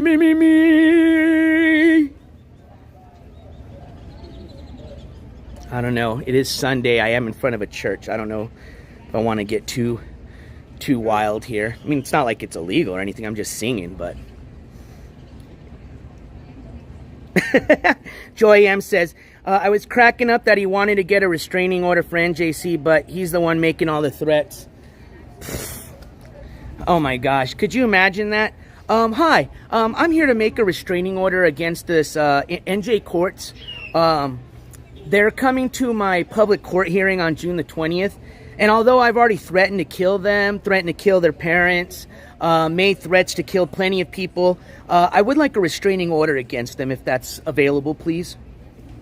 Yeah, get the fuck out of here.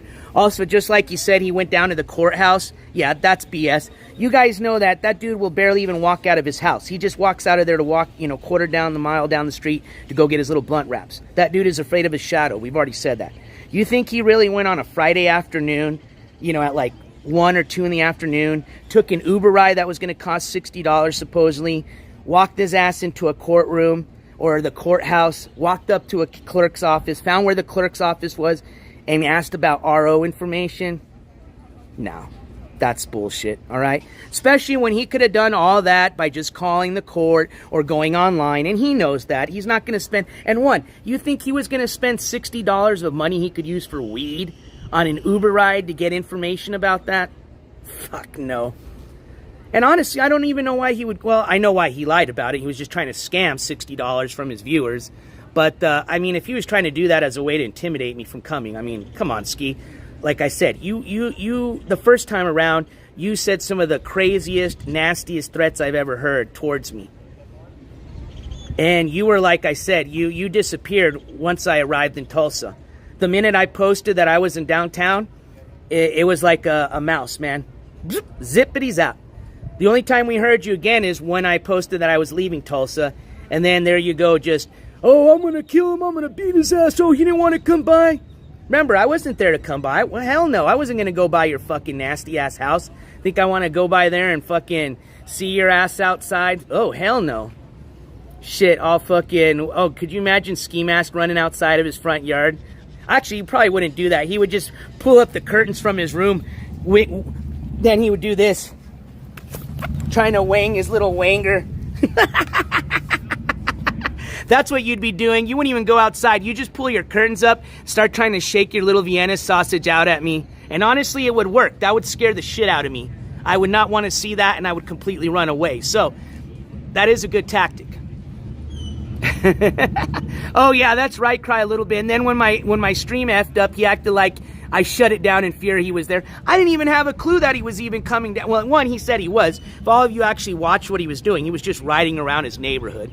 If you guys actually saw me streaming in downtown Tulsa, you know exactly how downtown looks like if he was down there. He was not, okay? He just, I guess, jumped in his car and went around the block trying to look like he was looking for me. And I had no idea this was happening. If I honestly knew he was out looking for me, I would have kept the stream going because, like I said, I wanted to do an interview with the guy. So, absolutely, I would have loved to have welcomed an interview with him. As a matter of fact, after his court hearing, which he didn't show up to, when I went to go get lunch, on my way there as I was walking there, okay? Mind you, I walked everywhere after the court hearing, okay? I even walked down towards the, like, scary area, Skimask says, okay? The hardcore part of Tulsa that even Skimask doesn't venture to. Nah, there's just other than the usual homeless people like you find in any other city. There was nothing too scary. As a matter of fact, I met a lot of nice people that gave me the directions to the center of the earth attraction. So, I don't know what you were talking about, but anywho, yeah, I was all over downtown, and as I was walking, I even invited Skimask on live stream, which he was watching. I invited him to have some chicken with me at a restaurant down there in downtown. I was even paying. He never responded back, never showed up. He knew how to get hold of me. He was sending me DMs all fucking week. Joy says, oh, did you finally get a permaban, Joy? Well, welcome to the club. Although, actually, the other day, I think I was unbanned, so I'm not sure how he does that or what he does, but sometimes you might be lucky and be unbanned, so check every once in a while, especially when he gets desperate. I think it's usually when he does his mass unbans. But, I mean, the dude's obviously probably going to start another channel here soon, because if he's telling the truth, it sounds like he did take off his main channel. I don't believe that. You think he's going to delete a channel that has 10,000 subscribers on it, being Skimask? No. He's just got some strikes on there, and he doesn't want it get deleted by YouTube. That's why he hid it. But he's probably... I guarantee he's probably going to be making a new channel up soon. So, Joy, you might get lucky and be able to jump on that till he finds out who you are and bans you again. Oh, Brandy, I I'll tell you this, okay, I will agree, after listening to myself for like 24 hours, 7 days a week, I can't stand my voice, okay? As a matter of fact, I'm almost tired of listening to myself. I might have to change it a little bit. Oh man, here's the bells coming, hold on.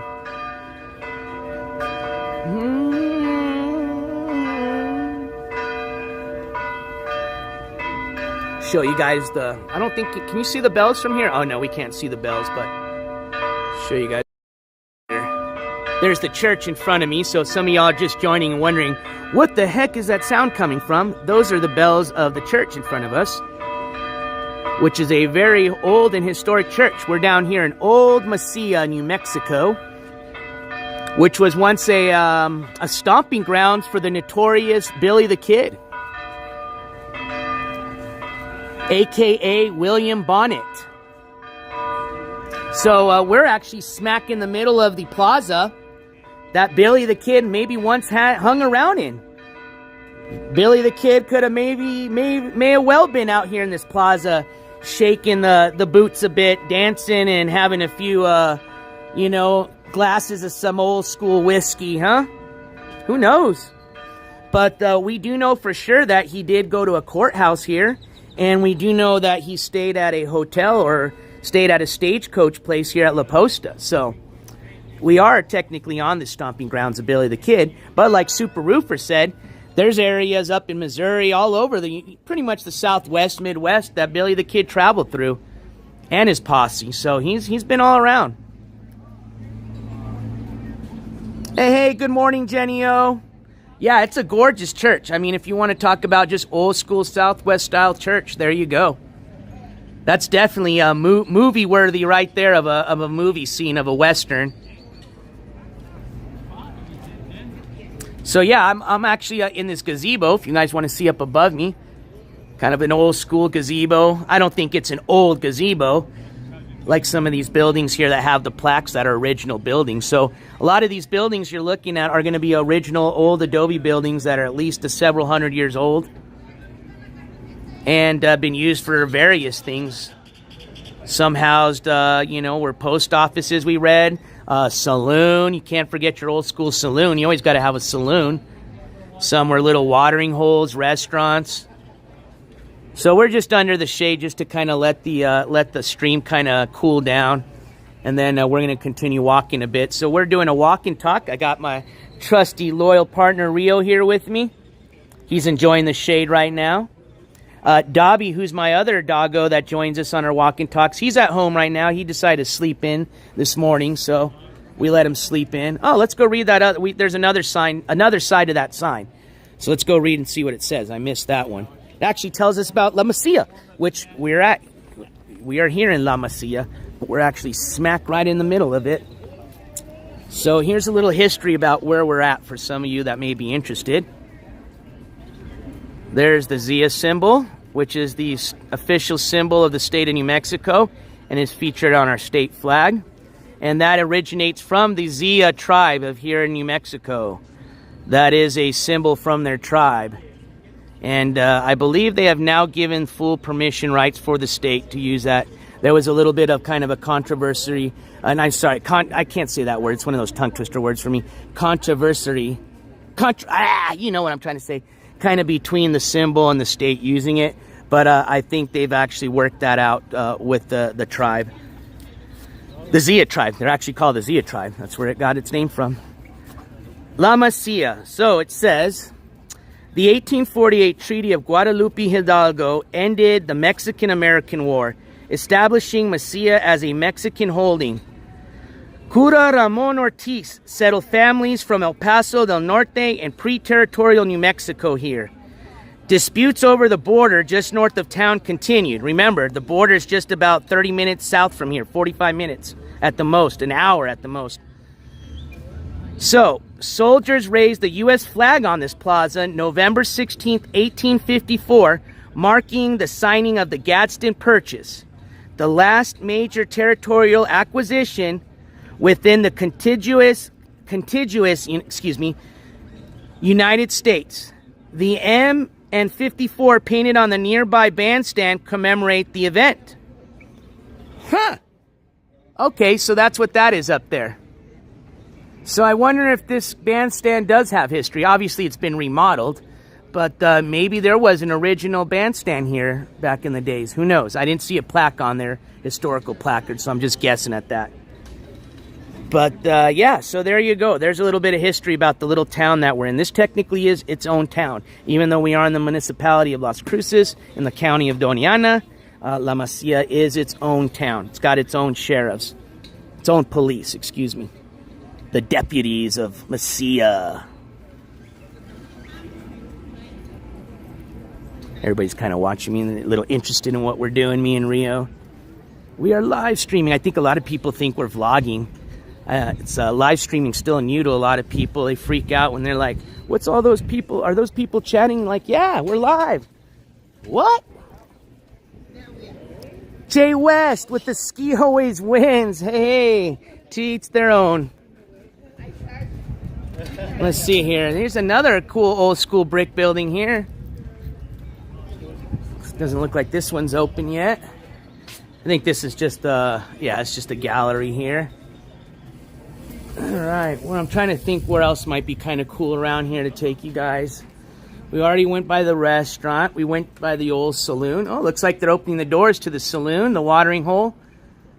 It's about that beard 30 time. Glock 40, welcome.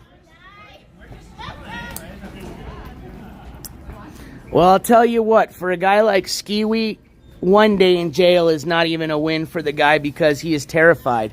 As a matter of fact, we were even talking about it the other day. Don't forget, he had just spent some time in that same jail not too long ago, and he's been in that jail several times before that, okay?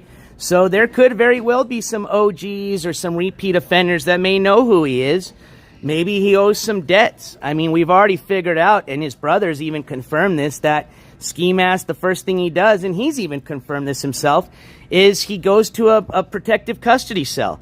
He claims he's got some type of issues going on, okay? And the reason I say he said this himself is, if you guys remember, the last time when he got bailed out of jail, remember where he spent about 24 hours and then just walked right back into his fucking parents' house right after the police finished kicking down the door, which I'm sure the door wasn't even repaired at that time he walked in. Remember I said he probably, could you imagine being 40 years old, just having the police there at your parents' house, like a SWAT team situation? You know, your parents are embarrassed amongst the neighbors, and there you come back after all that shit of getting your parents' door kicked down, and you just have the nerve to walk right back in like, Mom, Dad, I'm home. You better have my PB&J sandwich ready, and I hope the Wi-Fi bill got paid.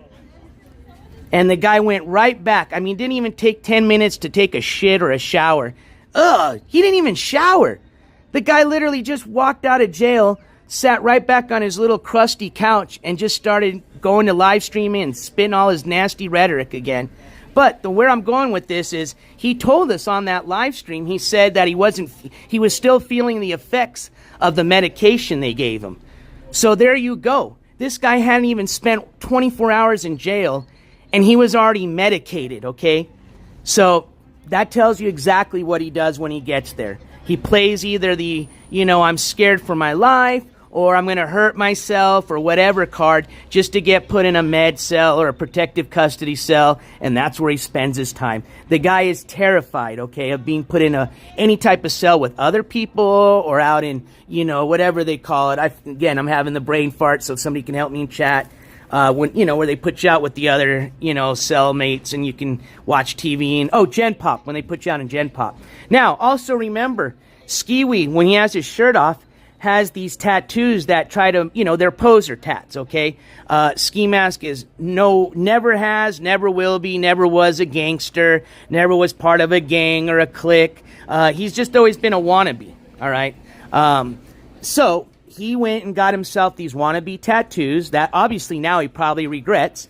So if you're wondering what I'm talking about, and you probably heard this in the intro, what you hear from a lot of my live streams, the 2 Glocks on his chest, and I'll show you. He's got a Glock tattoo, I'm talking, these things are huge. They're covering his little titties, okay? So he's got one right here and another one on his other titty, all right? And they're huge. And then he has on his forearm, Midwest, and on his other forearm, Kingpin. Do you know what they do to people that walk into jail with those type of tattoos? They check you, especially when they know you're not a G. Okay, they're gonna be like, "Who the fuck are you?" And they're gonna check them. See, the thing that Skimask does not ever do is take that shirt off while he's there, because he knows very well if the real OGs see those type of tattoos on him, he is fucked. Just like if they find out why he's in jail, right? If they find out that he's in there for assault, and they get any wind that he assaulted his mom, he's pretty much considered like a chomo, and they're going to treat him like one in jail. So Skiwi, even a day for him in jail, is terrifying. I mean, he's probably worried about his life pretty much being taken while he's there. I mean, it could get that serious, no joke.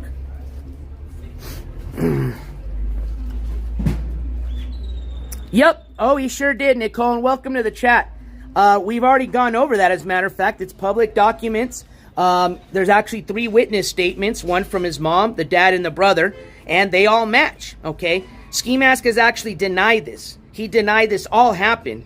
As a matter of fact, the only reason he's even said that his mom even happened, or something happened to her shoulder, was just for the fact that a picture emerged showing her post-surgery operation, and the fact that the paperwork came out that showed the 3 witness statements that, yes, he did assault his mom. It says the same thing from all 3 of them, okay? Essentially, he assaulted his brother. The dad broke up the fight, okay? Mom's yelling at Skiwi to get the F out of the house, right? So he's walking out towards the front door. She's following right behind him to shut the door right behind him and lock it, all right? And what does he do? He goes out the door. She's probably going to shut the door. And he turns around and he ninja kicks the door right into her, okay?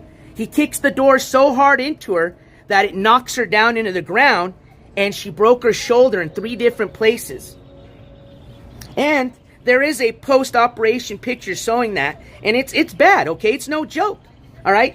She had to go under the knife, all right? She had to be put temporarily asleep. That's always scary, right? Nobody wants to get knocked out, because sometimes you don't come back from that. It's happened. And then she had to have surgery performed on her shoulder. That's fucked up. And like I said, if they found out ever in jail that he did that to a female, in addition to all the other assaults he's done on females, oh, he's done. And he knows that. It's no joke for a guy like that. Hey, Mizzy, good morning. And you know what? We've actually gotten paperwork that is on its way. That is confirmed. That's coming from Wagner County. I know we've talked about it. It is on its way. All right, I promise you that. It is on its way, verified and confirmed. And that paperwork is going to tell us exactly what happened in Wagner County, which Skimask, being the narcissist he is and the POS he is, he's already told us essentially what happened. Okay? He claims that he allegedly assaulted an incapacitated female neighbor. And if some of you may not know what incapacitated means, it could mean a few things, okay? It could mean that that individual was a senior citizen, therefore can't really defend themselves. They don't have the ability. It could have been somebody that has some type of maybe mental illness that, you know, may not be able to think for themselves. You know, it could be an assortment of things. Pretty much it boils down to somebody that just can't defend themselves, okay? And granted, this was a female. So I'm thinking senior, female, and he said it was a neighbor. And it's a serious charge. As a matter of fact, on the paperwork that I have, and that's available public to any of you guys, it shows that he has open warrants in that county. Story. We're going to have the actual witness statements, the police statements. Hell, they might even have a statement from fucking Skimask even saying, yes, this is what I did. And if we find out that he really assaulted an incapacitated female,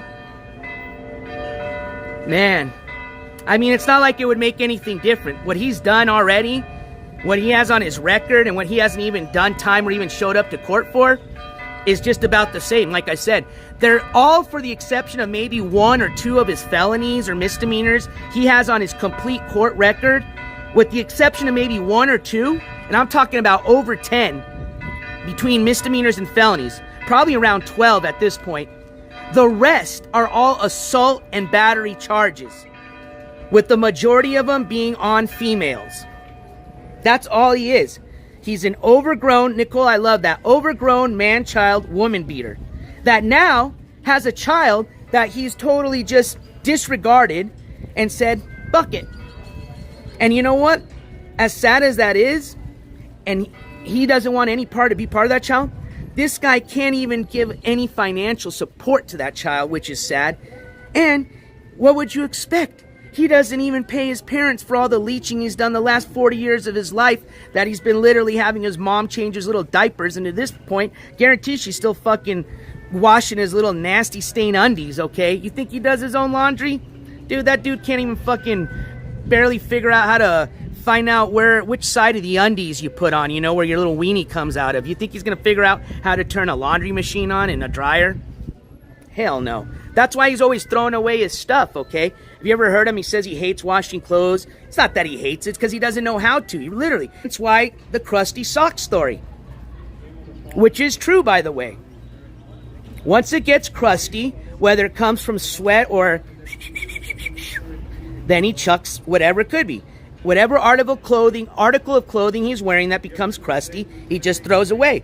Rather than just going and washing it and all this and that. See? It's the guy's mentality is just way out there, man.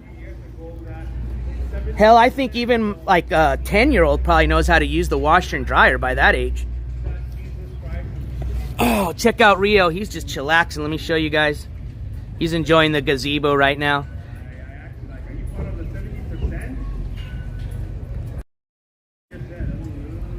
Rio, you having fun? You want some water? Actually, while he's down there, let's do a water break. Hey, SC, good morning. So, is Skiwi still live right now? I'm wondering if he's watching. I mean, he had nothing else to do this morning. He was actually mad that he couldn't find the replay of my live stream from the open panel show. Oh, Skiwi's mad. And guess what, Skiwi? That might be a new thing now. Unfortunately, and it won't last too long because I know a lot of people enjoy the replays, but until June 20th, any live stream, unfortunately, we might just be not necessarily deleting, but privatizing afterwards, just because I personally am tired of listening to myself 24/7. And yes, I guess I could just shut off the Skiwi channel, not listen to it, but it is kind of part of my job because he is part of my court coverage, so, you know, it's kind of one of those double-edged swords, unfortunately. All right, let me get you guys on the tripod. That way we can do a little water break. Hey, good morning or afternoon, Chelsea. Good to see you in the chat. Let me flip this. All right.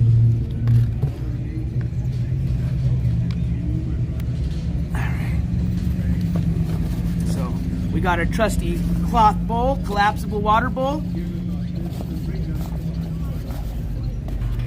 Some water. And we've got a thirsty Rio. Watch, I'll show you guys. He gets down on his water.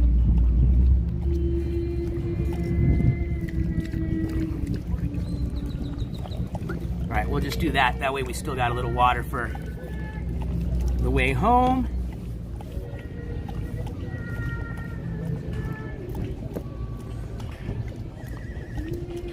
Good boy, Rio. Take a little swig of the water too.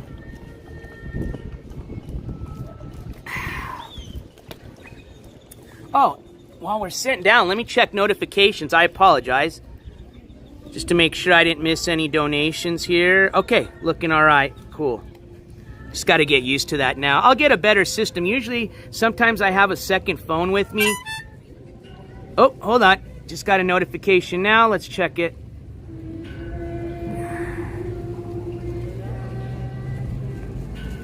Oops. It looks like Skiwi is still alive, and he's claiming again. I think this might now be the 200th and first time that Skiwi is claiming that is going to be his last Sunday live streaming. If you can believe that. Now, Skiwi, assuming you're watching, what would make us believe that today would be your last day streaming? Like, what changed? You obviously you've been begging the last 3 days as hard as you ever have. And as the fact that you're still begging today tells me that you didn't reach your donation goal. So how are you going to get the money to essentially bail you out of all this if you stop live streaming today? Doesn't make sense, right? So why lie? Okay, I guess that was a title. Sorry, Super Roofer. He got his stream taken down for violence. What? Was this from today? He must have said some really nasty things then earlier. Obviously, I wasn't watching because we're doing our own thing right now, but...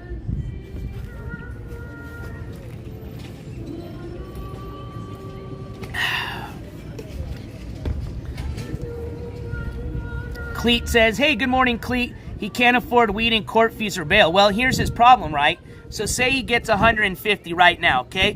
NJ Courts is feeling just generous, sends him 150 bucks, okay? Boom.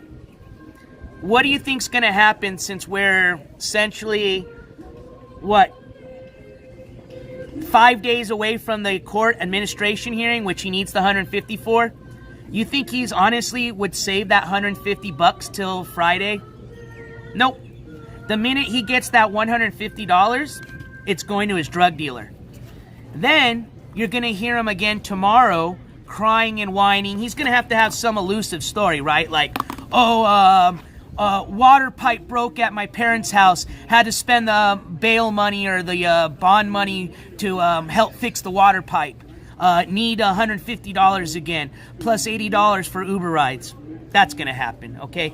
The guy, that's what happened the last time, remember? They gave him nearly $2,000 effing dollars between the two scams. His bond money scam, and it never went to any of his bond. It just went up in smoke. And like we said, not the green smoke, the blue smoke. And speaking of donations, Stinky Pinky, thank you so much. Stinky Pinky with the $20 super chat. And Stinky, it says, hold on, I'm sorry. Whoa. Hold on. I forgot I can just press this button now.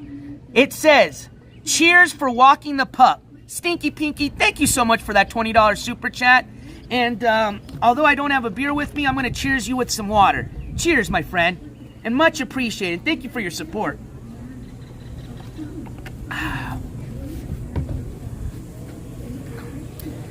Nicole says he's getting no money. Well, I'll tell you this. I mean, at this point, being that he's probably drained every last penny from these people from the last 2 months. I mean, literally, I'm not even kidding you. I'm sure these last cult members would love to donate money to him right now, but they have not even a penny to put together. Okay, I have a feeling probably tomorrow, Queen is going to be running down to her local pawn store, probably pawning whatever jewelry she has left, just so she can send this jerk $150, all for him to just go run right down the street, hand it over to his dealer, come out all wind up, right? We see what happens once he gets his little fix. Come back all hee-hee-ah. And then once that starts going down, right, that's when the old, oh, I'm going to kill people. I need 20 bucks now. I need $150. I'm going to quit my live stream. Then he gets his money. Then hey guys, and then coming down again. It's the same thing. Come on now. If you all haven't realized or seen that pattern before from drug addicts or users, it's pretty common. I mean, it's the begging, then I'm not even going to get into it. It's sad. It really is. And the fact that I know those people that support him know what's going on. I'm not even going to sit there and say it's sad that they have no idea, because they do.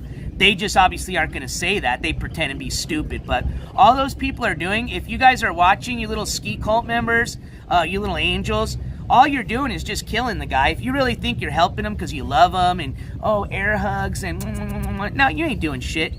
You're just being greedy because you're just giving him this money just to get air hugs when you know this guy's just using that money to go buy bad drugs and he's going to hurt himself. Or he's going to go on some fucking manic rage and he's going to hurt his parents or going to hurt some innocent person. That's all you guys are contributing to.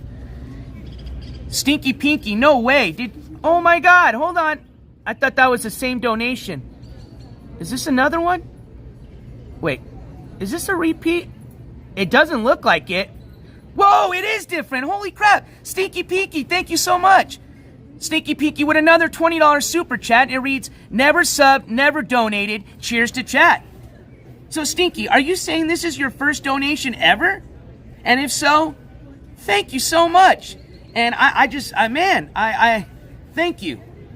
And I'm glad that you've participated now, and I hope, you know what? I hope that you enjoy this week coming up, because it is going to be an IRL adventure.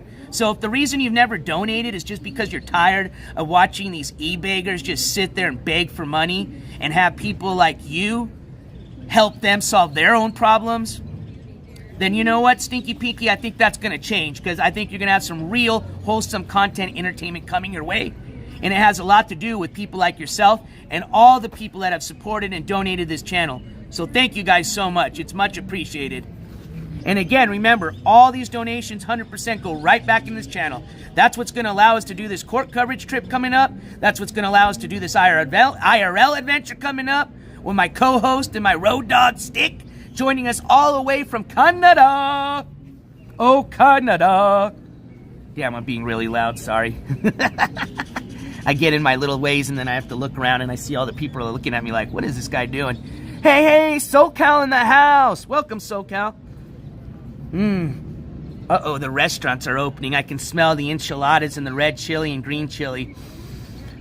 And the smell of fried tortillas. Oh, whew, I'm getting hungry now. We got squishy socks and Stinky Pinky. Sounds like a good time.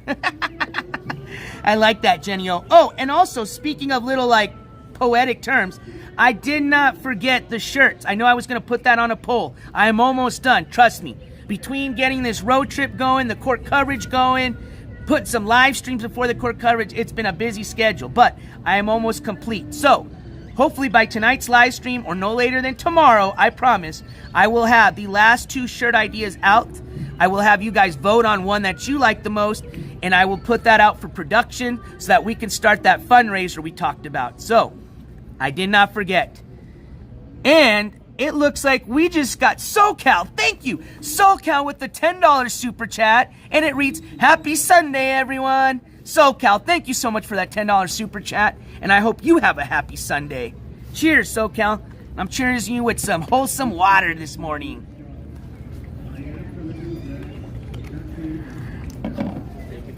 All right, guys, I'm going to start to move now since my phone cooled. And we've got some more folks that want to check out the gazebo, so I don't want to be all loud and crazy down here. Get out of you guys' way, sorry. Come on, Rio. No, you're good. I was taking a break, so thank you. I don't want him hearing me yelling at you guys. Thank you guys for I'm going to think I'm crazy. They were like, thank you. All right, let me flip you guys over so you can see what I'm looking at. All right, let's walk around a bit because it is getting a little hot. So I do want to get Rio back home because that way he can enjoy some shade, some more water, and a siesta. But we've got a little bit of battery left. Like I said, I'm going to take this till the battery drains, but it's looking like we're doing perfect timing here because this device is going to start getting hot, may shut down, but I'm more concerned just about Rio and how he's feeling. So let's walk around a bit since there is a little bit of shade still out left around the plaza. And let's see what else we can see. Let's go see if the store opened up where the supposedly Billy the Kid courthouse or jail was at. Let's go check that out. It's over. All right, here we go. Here we go. Here we go. Actually, hold on. Let me just put my water bowl away. Put you guys on the tripod. Oh, I'm glad I brought the tripod today. All right.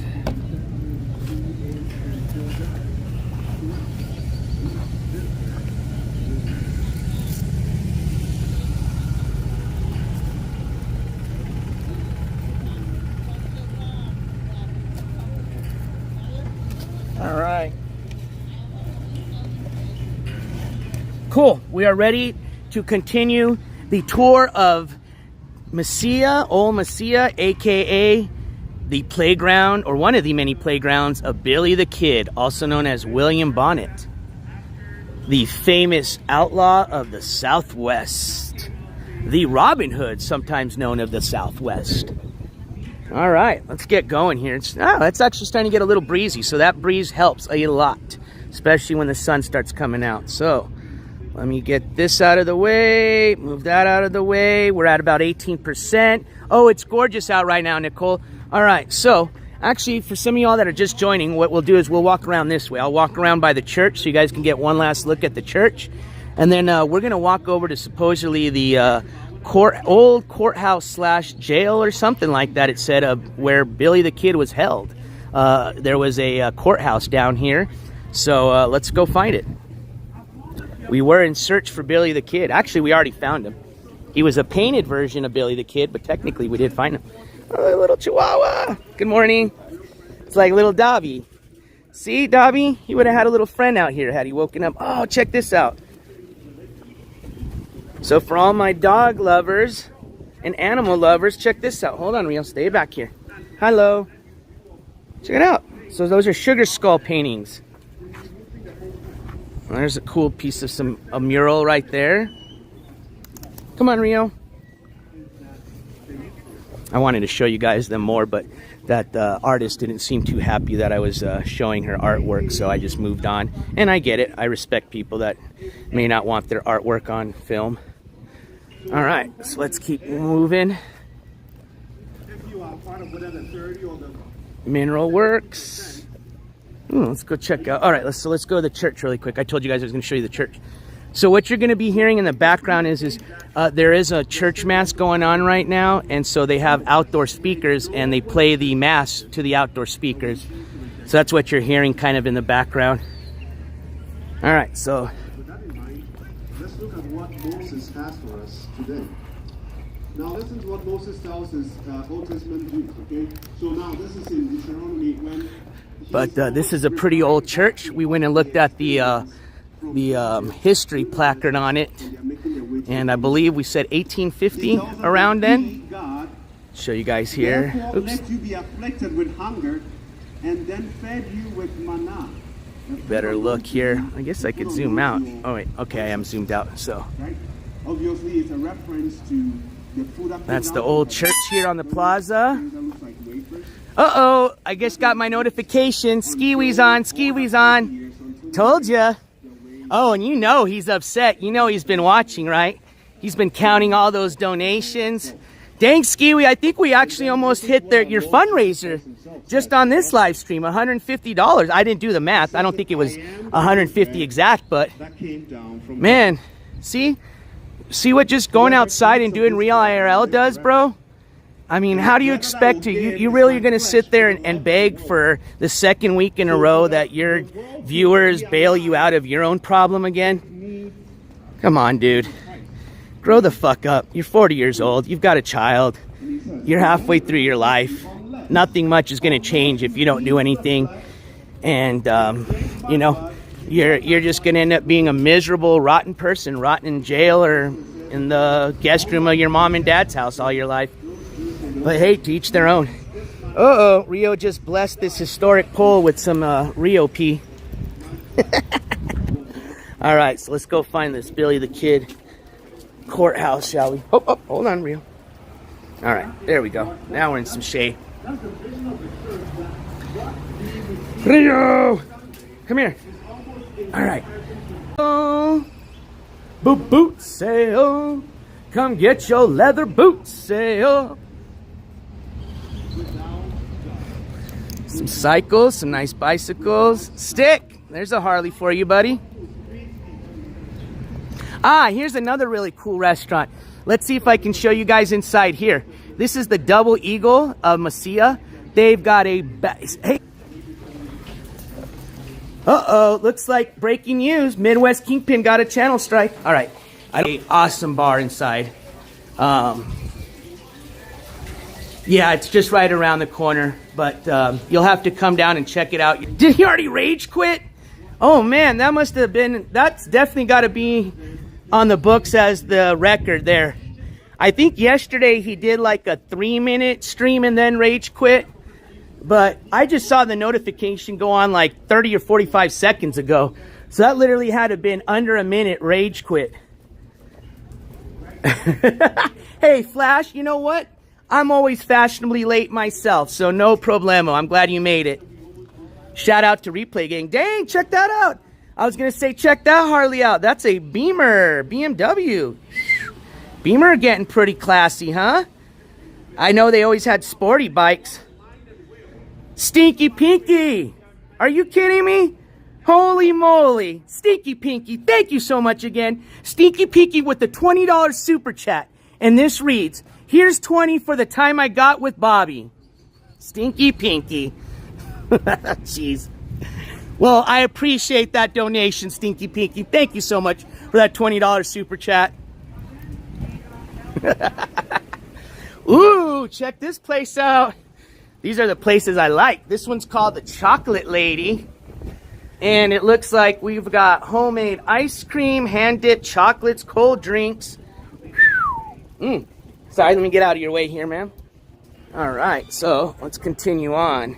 Looks like they use Bluebell ice cream. All right.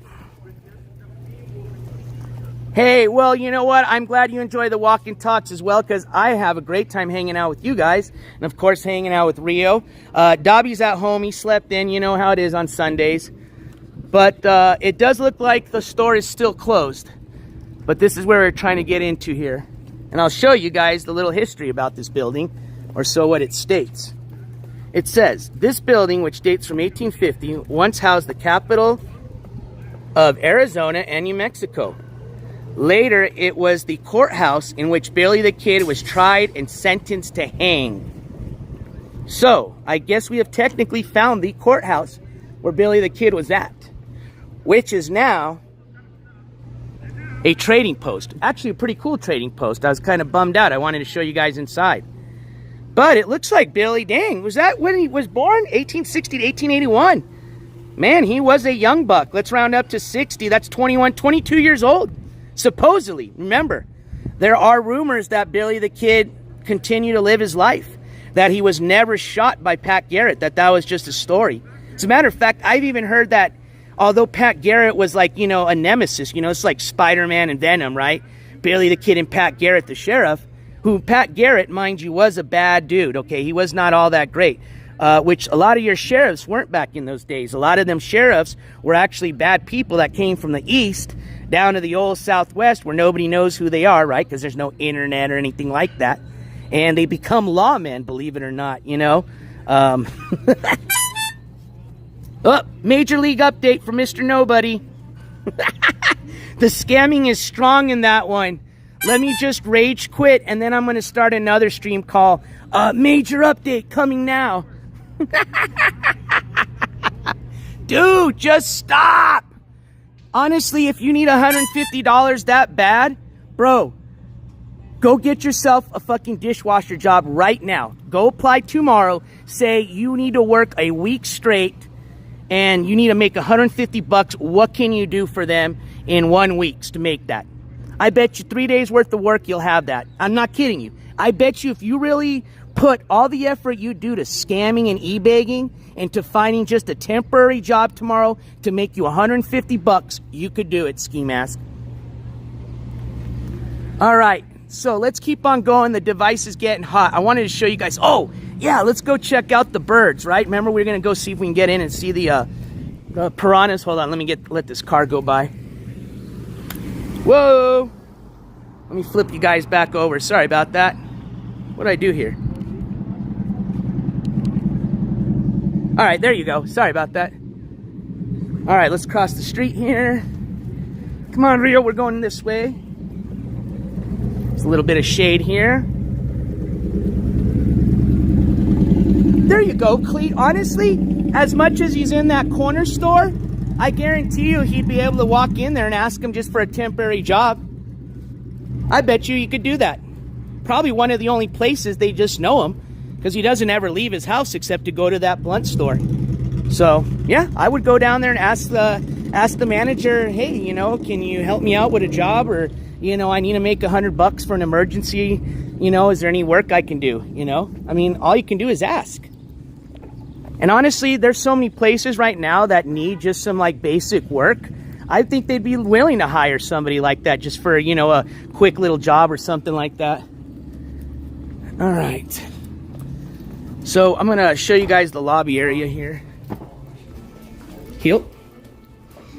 Out of the way here for them.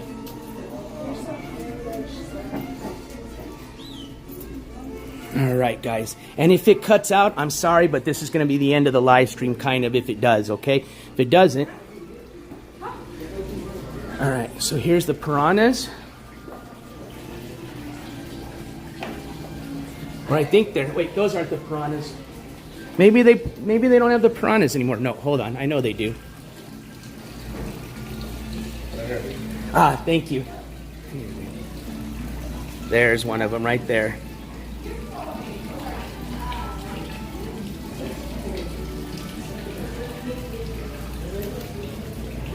There's a little bit more info for you. The red piranha. Please keep hands out of tank. No, I'm just kidding. Oh, look at our friend right there. Rio is all fascinated. Did you see the fish, Rio? Who's that? Look at Rio. The fish is interested in him too. No, down. Here, let's let the other person see it. That was pretty cool. That piranha was all interested in him. Here's the parrots.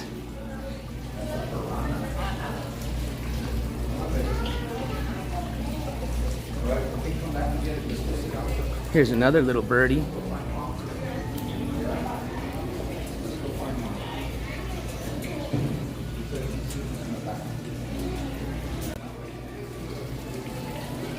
Hello? Are you guys talking parrots? Hola? Adios? Give me some money and I'll talk. Yeah, we're capitalist parrots. You need to pay to play. They're skiwi parrots. They stay quiet until you give them a cash app.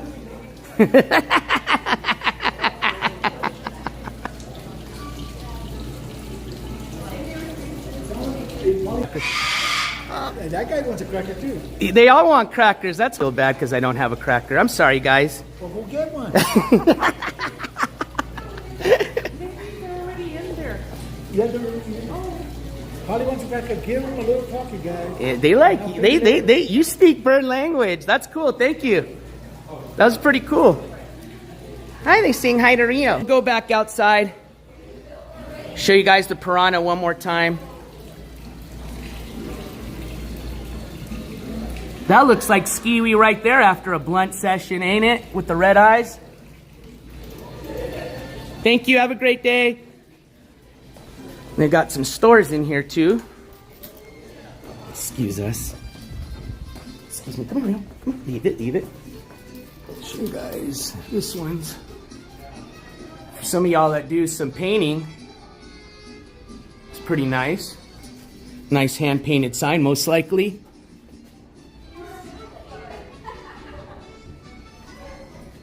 That's one of the gift shops inside.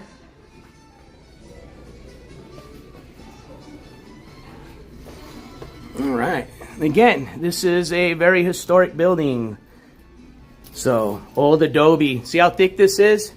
This is just one side. There's my hand. That's at least 6 inches.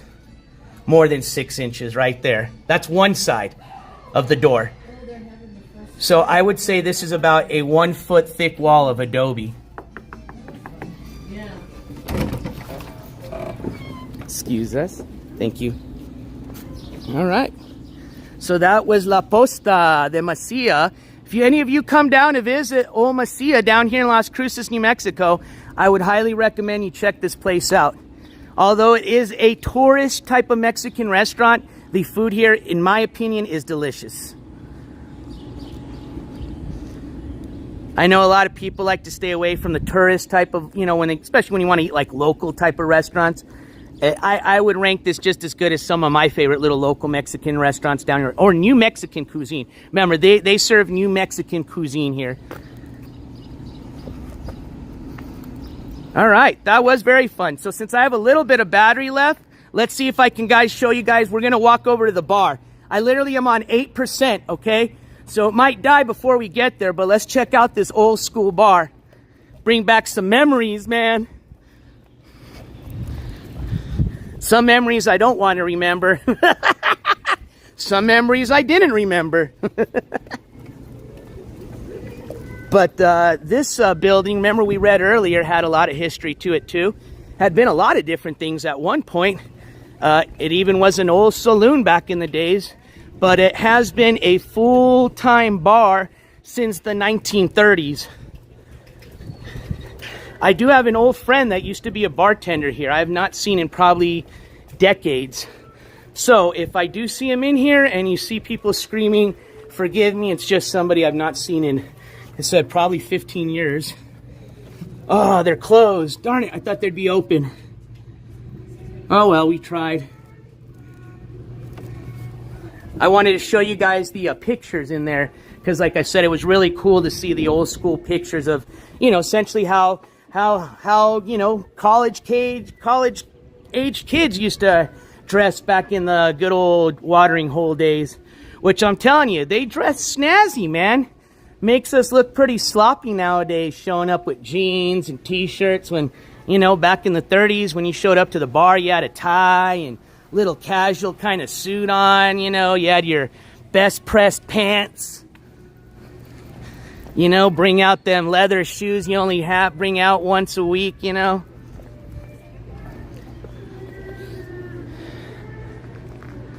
Hey, hi Stacy. I used to work at Hacienda Tile and Kia on Valley. I actually know where Hacienda Tile is. If I'm not mistaken, you were in a 2-story building, right? It was a pretty big building.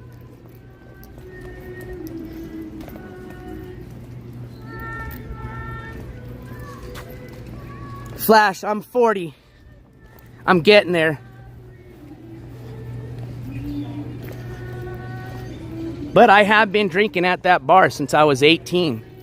So technically, I can tell you that bar's been there over 20 years. So I'm going to start walking back towards the van because I know the phone's going to die by the time I get there. That way you guys can see a little view of, you know, just the walk back. But I hope you guys enjoyed the live stream. I want to thank all the donators and supporters this afternoon and morning. Thank you guys so much. Very much appreciated.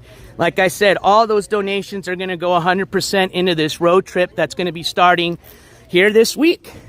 As a matter of fact, I'm going to be discussing more about this road trip, hopefully in a more later. I think since we're ending this stream a little bit later than I thought, we're going to shoot more towards early evening. It's not going to be a late evening. I know it's Monday tomorrow for those that work.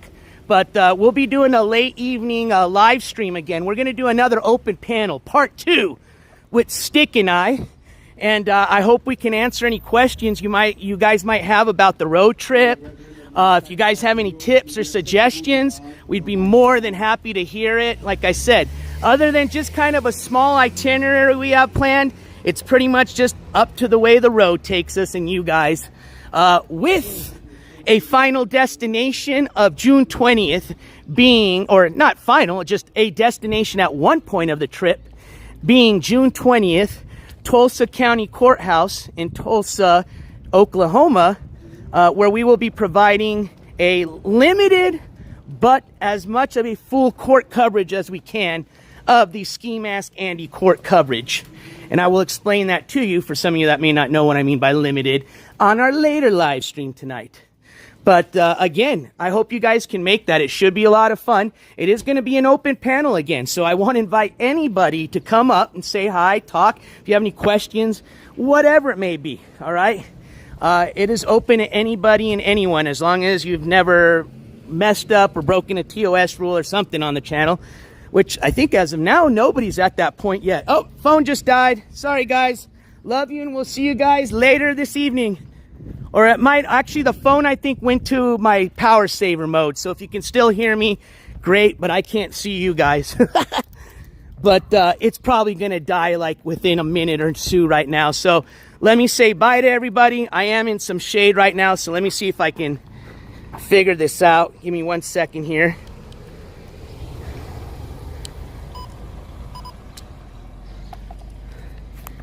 Take you guys off the gimbal, that way I can see the phone a little bit. Oh yeah, I see you guys. Hold on, give me a second. All right, sorry, I'm flipping you guys everywhere. I don't know why it does. Oh yeah, it's because I'm on battery saver mode. Hold on here. Ah!